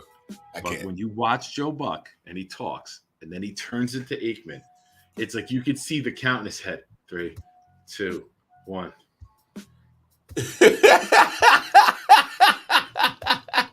Every 5 seconds. And Kevin Burkhardt does it too now, so it must be a Fox thing. It's like, okay, engage the crowd. Hey, crowd. Watch it, man. I'm telling you. No, you shouldn't have told me that because now I'm going to look out for that. Dude, it's for 15, 20 years. Ever since him and rest in peace to Tim McCarver. Tim McCarver. I know yes. I wasn't on air for it. No, that happened about a week or something ago. And a few weeks ago. And I'm man. My father was a huge Met fan, but he had the largest love-hate relationship with Tim McCarver. And my ex-father-in-law, who passed away as well, I'll never forget the funniest fucking thing I've ever heard. The Yankees-Red Sox, the year the Red Sox were coming back in 2004, Tim McCarver decided to dye his hair like maroon during that playoff run. And my ex's dad sitting there, he's like, fuck this motherfucker. What's he talking about? He don't even know. What, did he go to the barber today and said, dye my hair? And barber says, what color you want? He goes, ox blood. Ox blood. I fell on the floor. I literally fell off the couch, paralyzed with laughter. Because if you look at Tim McCarver's hair, it's fucking ox blood. Yeah, but man, that's crazy how we just talked about Tim McCarver and Deion Sanders in the same show. Because I remember when Deion threw the water bucket. Hey, just so y'all know, Deion Sanders was the originator of the ice bucket challenge. Because when McCarver was talking shit about him in the media, Dion thought it was appropriate to throw an ice bucket of water on McCarver, and so they'll forever be linked about that. But AP has a question. Do you think Devon Witherspoon is a better cornerback than Christian Gonzalez? So I'll leave that question to you because I'm still getting familiar with the players in the draft as well. I haven't done much work on Witherspoon yet, but Gonzalez I spoke about the other day, and I think Christian Gonzalez comes in at the right time after seeing the success that the tall, lengthy cornerback in Sauce Gardner and Tariq Woolen had this past season. I think teams who normally have wanted the smaller, shiftier guy with the better hips, you're going to see it's a copycat league, right? So now those tall guys who maybe teams didn't have as high prospects because of their height, they held it as a negative, you might see a little more of now. And a lot of teams do this cover 3, cover 4. They mix in zone more. So when you're doing zone and you're covering the sideline, I'd want the taller guy with the longer arms because now it's harder to make that throw over his head before the safety over the corner. You got to have the perfect ball placement to make that completion for sure. That's what she said. Yeah. I mean, but you're not wrong because I haven't gotten into Witherspoon yet, Anthony. I'm sorry. Yeah, but I'm saying like just to even speak on Christian Gonzalez being the bigger cornerback. I mean, you look at Keenan Allen, Mike Williams, Jamar Chase, bigger wide receivers on the outside. So it makes sense to go ahead and get you a corner that can match him physically on the outside, and you get your smaller 5'10", 5'11", fluid hips cornerbacks, and you put them in the slot because they're going to have more speed to keep up with those slot guys. And they're quicker that because we did it. The Chiefs did it a lot. Put L'Jarius Sneed in the slot, and then every now and then ask them to make a corner blitz, and they get to the quarterback quicker. So either way on how you decide to play your cornerback on what you're looking for, I agree with you, Nick, that this is definitely a trend that you're starting to see your 6'2", 6'3" cornerbacks, because I mean you got to start putting guys that can physically match with the Mike Williams and the Keenan Allens and the Jamar Chases and the other big body wide receivers that you're going to face up on the outside. You keep putting 5'10", 5'11" guys against 6'2", 6'3". As a quarterback, I'm already licking my chops. Like, yo, I already got a mismatch. I already got an advantage on my side. So at some point, you want to keep throwing these small guys? Cool. You better hope they can jump out the damn gym with pads and a helmet on, because these big dudes is they are just getting to that point where you got to match size for size. Yeah. So when you're looking at corners, for me, I think Christian Gonzalez is 1A and Joey Porter is 1B. Those are the two that I've worked on and seen so far. Witherspoon, 6 foot, 181. According to Pro Football Network for the mock drafts, this is their report on him. This is not me. Aggressive, physical, confident. If you watch Witherspoon play, and those aren't the first words that come to mind, we're watching different fucking ads pop up. I guess that's what you get when you get free shit, right? If you watch Witherspoon play, and those aren't the first words that come to mind, we're watching different players. Like Sauce Gardner from the 22 class, Witherspoon has almost belief in his ability to shut down the man across from him. What he lacks in size at 6 foot and 180, he doubles with sheer effort and will. He sets the tone in the secondary with energetic and violent plays, both with the ball in the air and on the ground. All right. And then the fourth-ranked guy is from South Carolina, Cam Smith. He's number 18 overall on this ranking. Smith shows off impressive recovery speed when chasing down plays. He can turn and run upfield with receivers, opening his strides to carry wide out to minimize space. His closing speed also shows up when triggering downhill plays. While Smith most often plays on the boundary, his athleticism dictates that he can play in a number of different spots, in the slot, even at safety on occasion. And then The other one is 1, 2, 3, 4, 5. The fifth ranked one is Keely Ringo from Georgia, who some people think may project as a better safety than corner. Mm. My answer too, if these guys can make it, if they can or can't make it at corner, and see if they can succeed at safety, is if they got good instincts.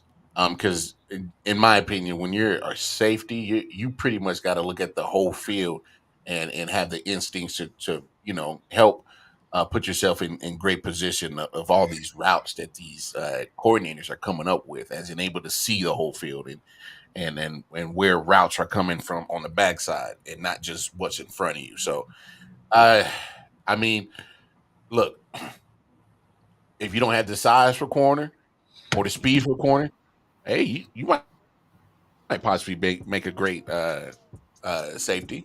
Who knows? I mean, I've It's seen a also lot of team corners fit, make the right? transition. You'll get that with the interview, and you'll find out a guy's willingness to change position. And listen, when we're talking going 13 and getting 11 million a year guaranteed, or we're talking going 26 and getting 6 million a year guaranteed, you're gonna be like, yes, I will play there. Without a doubt. Gotta get that paycheck, dog. Yeah. Yeah, Trying to add zeros, not lose them in the interview. Oh hell no. Oh hell no. I want to take a conversation that me, you, and Bobby Miller had on the Facebook page. I want to throw it on here because Bobby posted something as to the effect that if the Ravens were to trade Lamar Jackson, he feels their best option is to go get CJ Stroud to replace Lamar Jackson. And quite honestly, if you're trading Lamar. Oh well, yeah. If you're trading, well, all right. So, and I know Bobby's not here to really speak his piece, but I did saw the part that he prefers to have Lamar Jackson overall. All right, he prefers to not even worry about, just get Lamar signed and move on and keep it going. Real quick caveat right here. Here's, I don't think nobody's really talking about this, but the Ravens have a new offensive coordinator. And so they can literally provide you with all types of reasons why you move off of Lamar Jackson, because you're about to implement possibly a new offense, period. Well, they brought in Monken from Georgia. Yeah, from Georgia. Yeah. Used to be the coach of Tampa, I think, a couple years ago. Yeah. Go ahead. Either way. I know what we're going to talk about. You set it up. Let me use the bathroom. Yeah, go ahead. And so me personally, I'm like Bobby. If I'm the Ravens, get this deal done. Get Lamar Jackson signed. But in the fairness or in the interest of the show, if the Ravens were to trade Lamar, which I think is going to happen, I don't think Lamar is going to be in a Ravens uniform. In my opinion, CJ Stroud is the best option, because I think that CJ Stroud should be the number one overall rated quarterback. This has a slightly bigger frame than Bryce Young. Bryce Young might have just a tad bit more arm talent than CJ Stroud. But I'm looking at things that I saw. And the last time I saw CJ Stroud was doing work on the Georgia Bulldog defense shut down. That Georgia defense is good as hell, and CJ Stroud had a field day. CJ Stroud was primarily the only reason, okay, I'm not going to say only reason, but primarily one of the major reasons why Ohio State was even in that game with Georgia. He helped, keep Ohio State competitive in that game and should have won it. Let's really talk about it. Should have beaten Georgia. All right. Play here, play there. They probably beat Georgia. I mean, if the Ravens were to move off, to me, C.J. Stroud would be the best option. Obviously, looking at the draft order, you're going to have to leap a couple of teams. You're going to have to. But the fact that if you trade Lamar Jackson, that gives you the option to move up, because let's be honest, Lamar Jackson is going to get you at minimum 2 first-rounders for sure. He's worth 2 first-rounders. And so I think they have an opportunity to go ahead, if they were to move on from Lamar Jackson, is make your move and go get your quarterback in CJ Stroud. I was enamored and absolutely floored with the performance that CJ Stroud had in that college football semifinal playoff game against Georgia. I got to give that man props. He ripped to shreds defense. And the reason why I say this, because you look at Georgia all season long, you did not see a quarterback literally take that Georgia defense to school like CJ Stroud did in that semifinal game.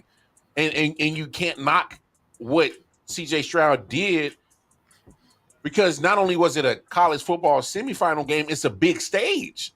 That's a pressure-packed situation. And to have that performance against a literally excellent top-tier defense in college football, and he balled out. He was able to do it in the air, was able to do it on a run. And literally, and Nick, how many how many guys on that Georgia defense are going to get drafted? Like off the top of your head? All of them. So 11 guys. That's going not to get this year, but eventually all of them.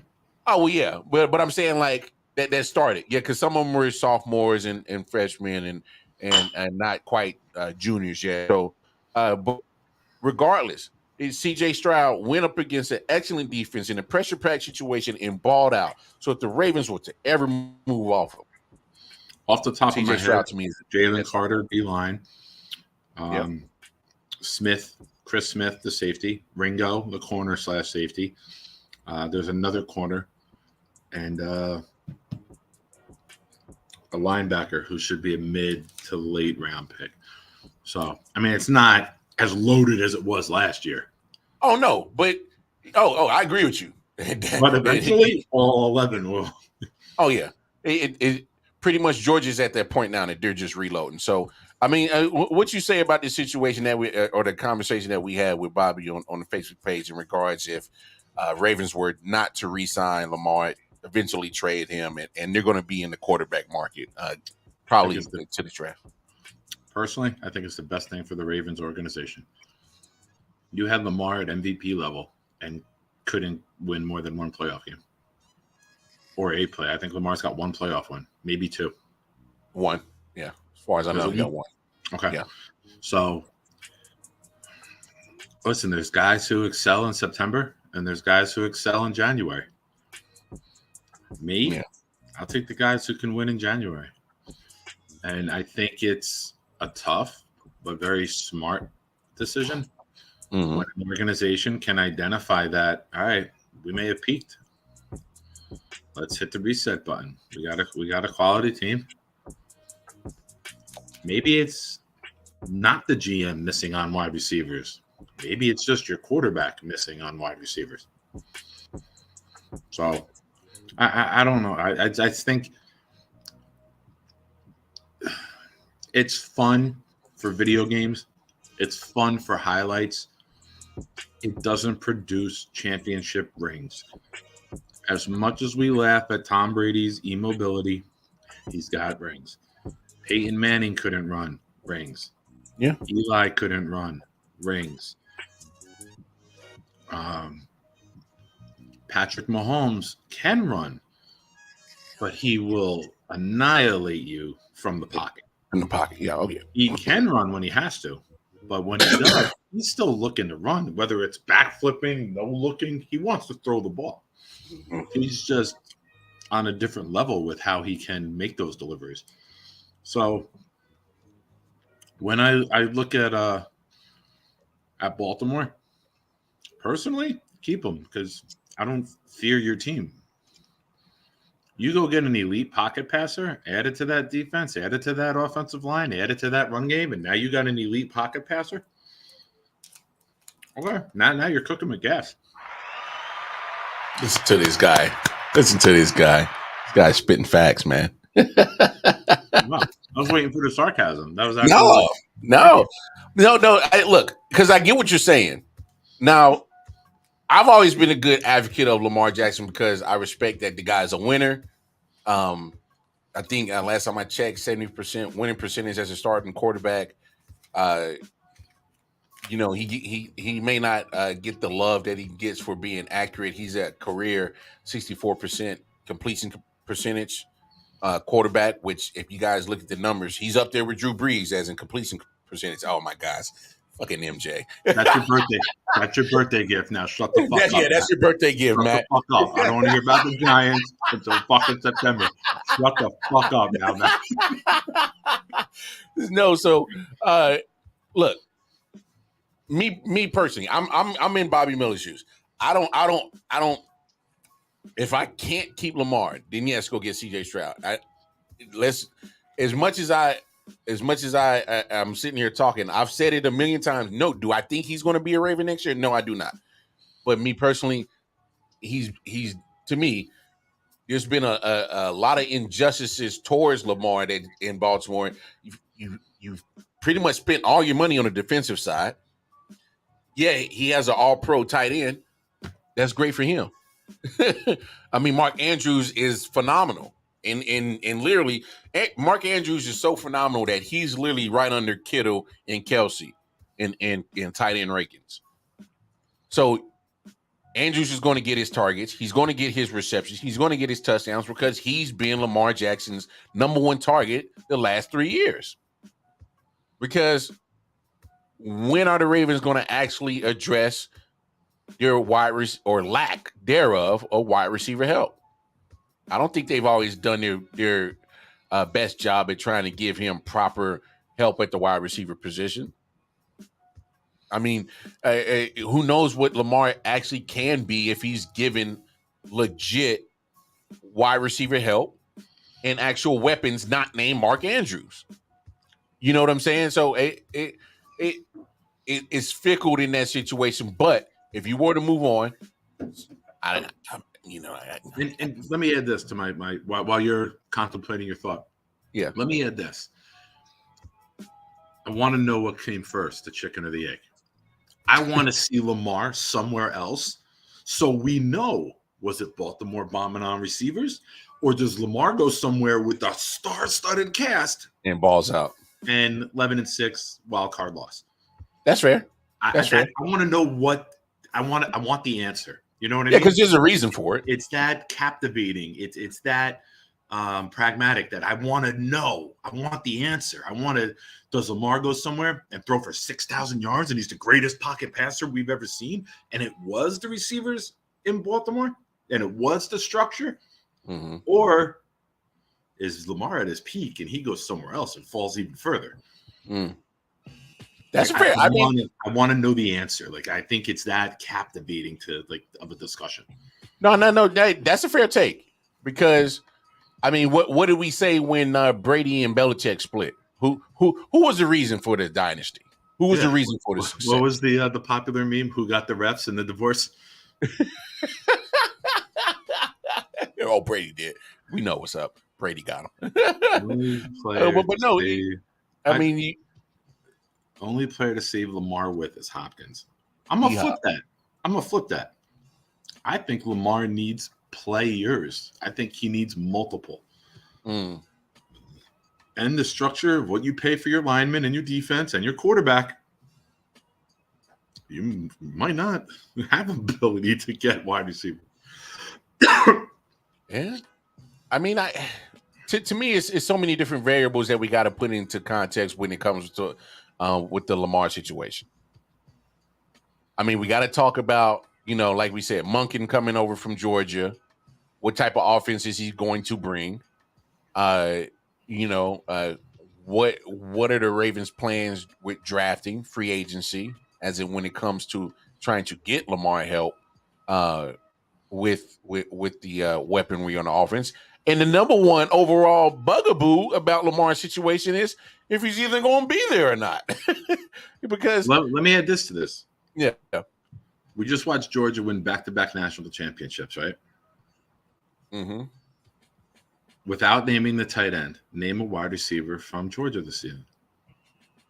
This year I can't. I can give you Pickens We know from last year. We know Bauer's the tight end. We know Pickens was there last year. Yeah.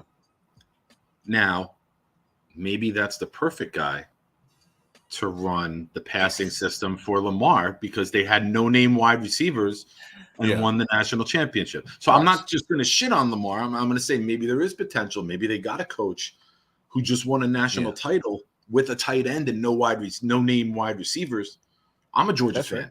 I can't name the wide receivers. That was a system that beat you. That was the running backs. That was the – and Bennett did well passing the ball, but they don't have household names. Like, we know Harrison. We know Jackson Smith-Njigba from Ohio State. We know the last year was Olave and Garrett Wilson. We know the receivers from Ohio State. Georgia just won 2 titles. We can't name the receivers besides Pickens, who was on Pittsburgh this year. Yeah. So maybe this is the perfect guy to design a scheme for Lamar to succeed in. Huntley is a restricted free agent, Anthony. So if they do let Lamar go, they can match any offer, depending on how they label him. Transition or whatever they label him. Yeah. And even if Lamar Jackson was to not be on the Raven squad, which I predict he won't, Huntley he'll be a Raven for sure. Just because being familiar with the franchise and familiar face at quarterback. But he's not the answer. He's not the answer. And he says, I guess Stetson Bennett is just him then. And look, Stetson Bennett, he got an invitation to New York, but I'm not going like bonkers over Stetson Bennett. But Stetson Bennett did his job. He managed the offense. Don't fuck it up. And he spent more time in college than Bert Kreischer did. May 26th, The Machine. Yo, chill out. You've never seen The Machine story? No. You've never seen Bert Kreischer, the comedian who does the show without a shirt on? You've never seen him tell The Machine story? Oh my God, I'm going to send it to you. It's like 12, 13 minutes. It's my favorite comedy story. But one of the lines he says in there is like, I was in college for most of the early 90s. I was in college longer than grunge music was around. Like, he just keeps making fun of himself how long he was in school. That's why I made fun of Bennett saying he was in college longer than Bert Kreischer was. No, I got the reference. I just didn't know the joke. But I think Bennett got into college when Obama was in office. He might have been. I'm not like, it's not an Obama joke. Like, it's just to put the context of the timetable. He was there 7 years. He might have redshirted a few years. Yeah, he was there 7 years. So that would be 2 of Biden, 4 of Trump, 1 of Obama. You didn't see 3 presidents in one school. He's sleeping with college freshmen who were 11 years old when he was a freshman. Not that he is sleeping with college freshmen, but just the freshman girls. I get what you're saying, man. I were 11 when he got to college. Oh my God! Stop. No, I'm just saying. Yes, like, he does 2 Bears, 1 Cave, and he also has the movie The Machine coming out May 26th. It's about his Russian mafia story. And his dad is Luke Skywalker. Mark, what's his name? Guy who played Luke Skywalker. I'm not a Star Wars guy. Where's my Uber white people? I need my Uber white people. I'm not even white enough to answer this one. I'm glad I don't know this. But I can't. The guy who played Luke Skywalker plays Bert Kreischer's dad in the movie, and it looks really good, the trailer. AP says the only 2 teams going to have a crazy offseason is Eagles and the Bears. Yes, okay. So I believe the Eagles are going to have a crazy offseason because obviously you just made the Super Bowl, lost the classic Super Bowl. The only problem is they have hella free agents on their team that they're going to need to sign. You got to think about it's probably time for Jalen Hurts to probably get paid because, honestly, if I'm Philly, pay Jalen Hurts before Joe Burrow, before Justin Herbert. Pay him before that, because if you pay him after Herbert and pay him after Burrow, if I'm Jalen Hurts' agent, I'm like, yo, bro, I'm not even looking at these contracts. You come on. Hey, my guy is on the same level as Joe Burrow. He's accomplished more than Whoa. All right, we're closing the show with this discussion. Say that again. I'm just saying. You trying to tell me Hurts hasn't had as much success as Burrow in the NFL right now? They both been to a Super Bowl. They've been to a Super Bowl, correct? Hurts, I think that's where the equality dies. To be completely no, but I'm saying Hurts second in MVP voting, could have been MVP. I don't remember Burrow getting that close to being in MVP talks like Hurts did. Now I'm going to drop this hammer. Philadelphia ran a college offense. They didn't deserve to win the Super Bowl. They ran a college-style offense. That's the only reason I think it worked, and I think it's a gimmick. And I think once the league at the team meetings stopped this push the quarterback on every fucking 3rd and 4th and 1 bullshit that they were doing, and now you have to be an actual quarterback, and you stop running the Navy offense that you ran, and you just chuck it up once in a while to A.J. Brown, I think you're going to see a fall from grace very quickly, and I don't think that they will have the long-term stability. I think it was a gimmicky offense, like a wildcat, that the league didn't adjust to. And I know I wasn't on shows during the playoff run, but I'm watching this team play, and I'm like, this is a college offense. This is college RPO. This is Navy. Yeah, it's read offense RPO. I mean, that is nothing different. That will last in the NFL. There's a reason everyone phased it out years ago. Now you're flashing it back real quick, but I think it's going to be a very, very big mistake to give him big-time money. Especially, you're losing your offensive coordinator. You lost him already, right? He's in Indy now. Well. There's a lot of question marks. Now to throw that big contract out there, I hope it crashes and burns because you know how much I hate everything. Yeah, look, I'm with you. There's a lot of question marks on Philly. But Jalen Hurts, to me, isn't one of the question marks. There are question marks surrounding him, though, with who stays from the line. Oh, well, yeah. No, that's what I'm saying. I agree with you. There's too much uncertainty with hell, you don't know if your all-pro Hall of Fame center Jason Kelce is coming back. He might retire. That makes a difference. You should just go be Creed Humphrey's backup in Kansas City and get a ring. Oh, he got a ring already. Fuck him. Yeah, he already got a ring. What I'm saying, like let him go play with his 17 daughters that he made because he can't make a man, baby. I hate everything from Philly. Fuck them. Fuck them. What I'm saying, obviously, that's one question mark. There's free agents in the backfield. Miles Sanders is a free agent. Yeah. Fletcher Cox, Brandon Graham. Yes. A lot of big names. A lot of big names that are free agencies. And not only are they free agencies like Brandon Graham and Fletcher Cox, they're also getting older. And free agents. So there's a lot. Like I said, after the Super Bowl, I think I saw the graphic. There's like 21 or 22 starters. I'm sorry, 20 or 22 players on the Eagles that you got to find a way to either make the decision of bringing them back or moving on. So fuck them and their fucking white trash head coach too. I see you don't like anything Philly. He's got the most fucking. He's the perfect coach for Philly. Now let me preface it with this. I get teary-eyed almost every time the national anthem comes up. I have no respect for anyone who is making fun of him and making memes out of him getting teary-eyed during the national anthem. I do the same shit. I was at home doing the same shit. I do it at home. I do it when I'm at the game. That's me. I'm going to leave that aside. You look at his fucking face. He's got the stereotypical Philadelphia, I want to punch you in the fucking face before you even say a word because you're white trash scumbag.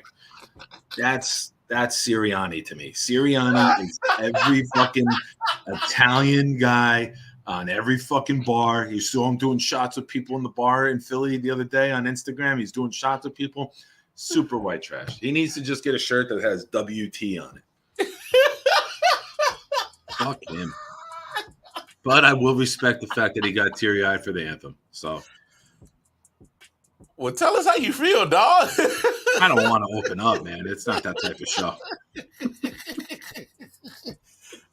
Well, no, look. I'm glad they lost. Fuck them fans. Well, obviously, I'm glad they lost, but fucking Rocky statue. Put a fucking statue of a movie character. You ever go underwater in the ocean and see the fucking SpongeBob statue that they have down there for them? Because that's fucking made up too.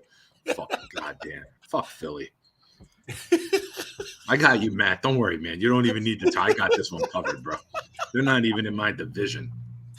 Yo, throwing fucking eggs and shit at people who root for the other team in the parking lot. I hope a fucking terrorist bomb goes off in a fucking parking lot. Allegedly, guys. The thoughts and views of the big homie Nick Shine only reflect his opinion and his opinion. Like an M80. What I meant by that was like an M80 in the shit-filled porta potty. That's what I meant. Yeah, there we go. There we go. I hate if they treat other people like shit because they're all pieces of shit. Damn, Nick is on Bring fire. A kid to a game and you're getting eggs thrown at you? Yeah, threw snowballs at Santa, man. Hey, I will never forget that. They gave Santa the blues. That's because they all hate their own fathers and they know who Santa really is. That's why they were doing it. You brought me into this world in this town. Thanks, Dad. I hate you. That's what they were really saying with that. Hey, yo, my man just literally went on a full I hate Philly rant. Fuck Philly. Fuck Philly. People are like, yo, let's go down to Philly and get cheesesteaks. No. Why? They're good. Yeah, I got to see these people. I'm good. I'd rather just go to the Italian place and settle for a 6 cheesesteak instead of a 9 and not have to see those fucking human trash bags. Yeah, he went there. He went there. Now I think they're interested in off season only because Anthony got something. Anthony trying to reel me back in. Very good job, Anthony. That was successful. Yeah. Hey, Matt, go ahead and tackle this before we go off it. Matt, I disagree because I've tailgated with and next to Buffalo fans. They're very kind. They're very respectful. Me too. And I have no issue. They do not treat – I haven't been to Buffalo, but I've never had a Bill fan be disrespectful or cross a line. I've seen videos I've had Bills fans come to Kansas City when I went to the game last year. And when I say the Bills fans, I'm drinking with them. Eating some of their buffalo wings, ironically. Bills Mafia, they're all about having a good fucking time. They're all about partying. Enjoying about each other's company, letting out their hatred for their families and their mothers and their fathers and their uncle who touched them every Thanksgiving. Like that's what the Philly fans are about. No, actually. The Philly fans are about. For the last 5 minutes. This is all me. It's all him. You're throwing batteries and eggs at people because they root for the other team. Like, go beat your wife. Go do something constructive at home, or get beat up by your wife because you're not a real man. All right, now we get back to this. Yeah. 2 teams that will fall and 2 teams that will rise. Go ahead. I'm going to go with Philly falling. That's pretty obvious. Well, no, actually, I was going to go with Philly just because there's a lot of question marks on what they got to keep or move on from because of money. So I think there's a big chance that Philly might not even come close to even getting close to the Super Bowl like they did this year. Another team that I think might fall. That is that might be surprising because I picked them to represent the AFC and be in the Super Bowl this year. I might think the Buffalo Bills might fall only because of this. I didn't like the way Josh Allen and his connection with Ken Dorsey went this year. I just think there's some things that Josh Allen did as in he went on a stretch where he was just terrible in the red zone, costing his team hella points with the red zone turnovers, and I didn't like that. I don't know if the connection with him and Ken Dorsey where they stand. I haven't read that deep into it, but I don't think they're on the same page with each other. And also, you look at Leslie Frazier. Leslie Frazier just took a leave of absence. That Leslie Frazier is not getting enough credit for how great of a defensive coordinator he can be. And he had that defense playing, been in one of the top 3 or top 2 defenses the last 2 or 3 years. So you lose that at defensive coordinator, that matters. And let's be honest, the more and more that they keep putting on the back of Josh Allen, to me, is more harm because they refuse to run the ball for some damn reason. So they never address their running back situation. They're not getting proper production from the running back position as a whole. And I actually like Mike Singletary. I just think the play calling sucks. They're not doing enough to how should I say it? Extend Josh Allen's career. They're putting everything on him. And so we saw I like Mike Singletary too in Tecmo Bowl in 1985. Do you mean Devin Singletary, the running back dumbass? You know it, Mike Singletary, Devin Singletary, yeah, it happens. But no, I'm just saying, like when you don't use your running game and you put everything on Josh Allen, the injuries are going to start compiling, which they downplayed his elbow injury like hell this past year, and I think that affected him. So just if you want a true example of what happens from a fall from grace, go look at Cam Newton.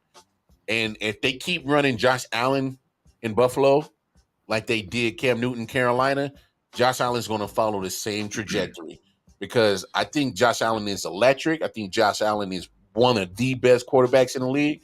But the more and more and more and more and more you keep throwing on his plate and not spreading the production from your running backs or your wide receivers, his career is going to end up like Cam Newton's. It's going to be injury riddled, and he's going to get phased out of this league quicker than what he should have been because of his own physical stature. But his body's going to start deteriorating because he's taking blows after blows after blows. So don't be surprised if the Buffalo Bills take a dip this year. Go ahead with your 2 teams that you think might fall, big homie. You took Philly and Buffalo? Yeah. All right, so to mix it up. You ain't got to mix it up. Just say your picks, man. You know, it's all good. I said Philly, like we said Philly at the same time, and then I let you run with it. I'll take Tampa Bay and Philly, obviously, right? It'll be the 2 teams I think will fall. And I agreed with Buffalo. I read something that says that Josh Allen is so good, he covers all the deficiencies of the Buffalo offense, defense, and coaching staff on a weekly basis. That's how talented of a player he is. But eventually when you're carrying the organization like that, like Cam did, it's too much. And then you just crash one day and you're not the same player anymore. It's in the chat and it literally was in my head. These 2 teams, since we've started doing shows together, I have consistently said are on a parallel together. Jets and Lions. Oh, yeah. Yeah, I'm not even going to answer that question because I think here's your first prediction for 2023. Yeah. Jets and Lions will win their division. I wouldn't argue it. No argument for me. Prediction all week has been Derek Carr to the Jets tonight. I said Thursday night we get breaking news. Now, if that happens, you need to go ahead and go ahead. I'll be on the late night show. Don't worry. Yeah, yeah, be ready. But no, I'm with you. I'm not even going to go too deep off into it. Lions are on the rise for obvious reasons. They're in an open division in the NFC North. Packers don't scare me. Vikings sure as hell don't scare me. We knew they were a fucking fluke for playoffs. The Lions, MJ. I've been on the last 2 nights. Don't do me like that, bro. Don't do me like that. Lions have the number 6 pick from the Rams sucking. Yes, so yes. They're going to get better. They're going to get top tier talent, bro. Still have 2 number 1s. Yeah. Who would have thought when that trade happened 2 years ago? 2 years later, we'd be like, "Oh, the Rams are going to be the team picking number 6." You know what's crazy? They're gonna recoup the picks that they moved to get up and get J-Mo last year, and they're gonna recoup those back this year if they play it right. and they're still going to have 2 picks in the first round. So it was all about matching. How were the Vikings a fluke? Really, Smitty? I ain't got enough time on the show because we're already in overtime. Come on, everybody knew that the Vikings were a fluke. Nobody was threatened by the They were Vikings. just cardiac kids, right? And eventually it caught up to them. Well, my thing is they were in a lot of one possession games, but the teams that they were in one possession games with were not even top tier teams in the league. So when you're playing a lot of one possession games with middle of the pack teams, and the biggest kid, what was Minnesota's biggest Achilles heel last year? Their defense was absolutely trash. Defense was dookie. So even Daniel Jones carved him up the 2 times he played him, and he just didn't do it on his feet, which was his biggest claim to fame this year, was killing them killing teams off the with his feet. He killed him in the passing game. Yeah. Minnesota was trash. But no, but yeah, Lions for sure, because Vikings don't scare me, Packers don't scare me. You don't even know what the hell they're going to have at quarterback, and the Bears are just they're pretty much the Chicago Justin Fields Bears. Other than that, there's nothing else that's worth even talking about with Chicago. And then you look at the Jets. Like I said, if I'm feeling like the Buffalo Bills are going to fall, then there's got to be a team that's going to have to take over that division. Why not the Jets? The defense is there. Players on the offensive side are there. You just got one question. It's that quarterback. And more than likely, you're going to answer that, tonight? That's what you said? Tonight? Derek Carr? You're going to answer that real soon. I said tonight. I said at some point tonight. Yeah. So, Jets. He met with the Panthers and the Saints. And the Saints. Yep. 2 days ago. It's today, Thursday. Tuesday, he met with them. Wednesday, he met with the Jets. Woody Johnson, the owner, went out to be a part of that. Yeah. And I think that when the owner goes, come on now. That means it's time to get serious, right? I'll be honest. That's Aaron Rodgers. Just give me Carr, give me 4 or 5 year deal, give me stability, give me no media lightning rod. I know all the media guys want Rodgers because they want the biggest thing in football, so they have story after story. I don't want any excitement. I want dull, boring, Christian, humble, quiet, say the right thing guy. That's what he is, right? Like I said it last week, I think, when on the show the first time I came back. Give me Carr.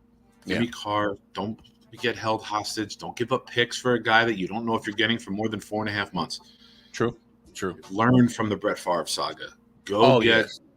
I mean, we were a playoff team last year with a healthy Elijah Vera Tucker, Breece Hall, and Zach Wilson at quarterback. Hall and Vera Tucker got hurt, and we had no identity, and the wheels fell off this team. So Jets fans who are diminishing, saying, oh, we'll just be a playoff team with Derek Carr. You don't realize how good our defense was, holding the Bills to 2 points twice. Elite. Thank you. I got into a heated thing today with a guy on Twitter saying the Jets aren't elite. 49ers are elite.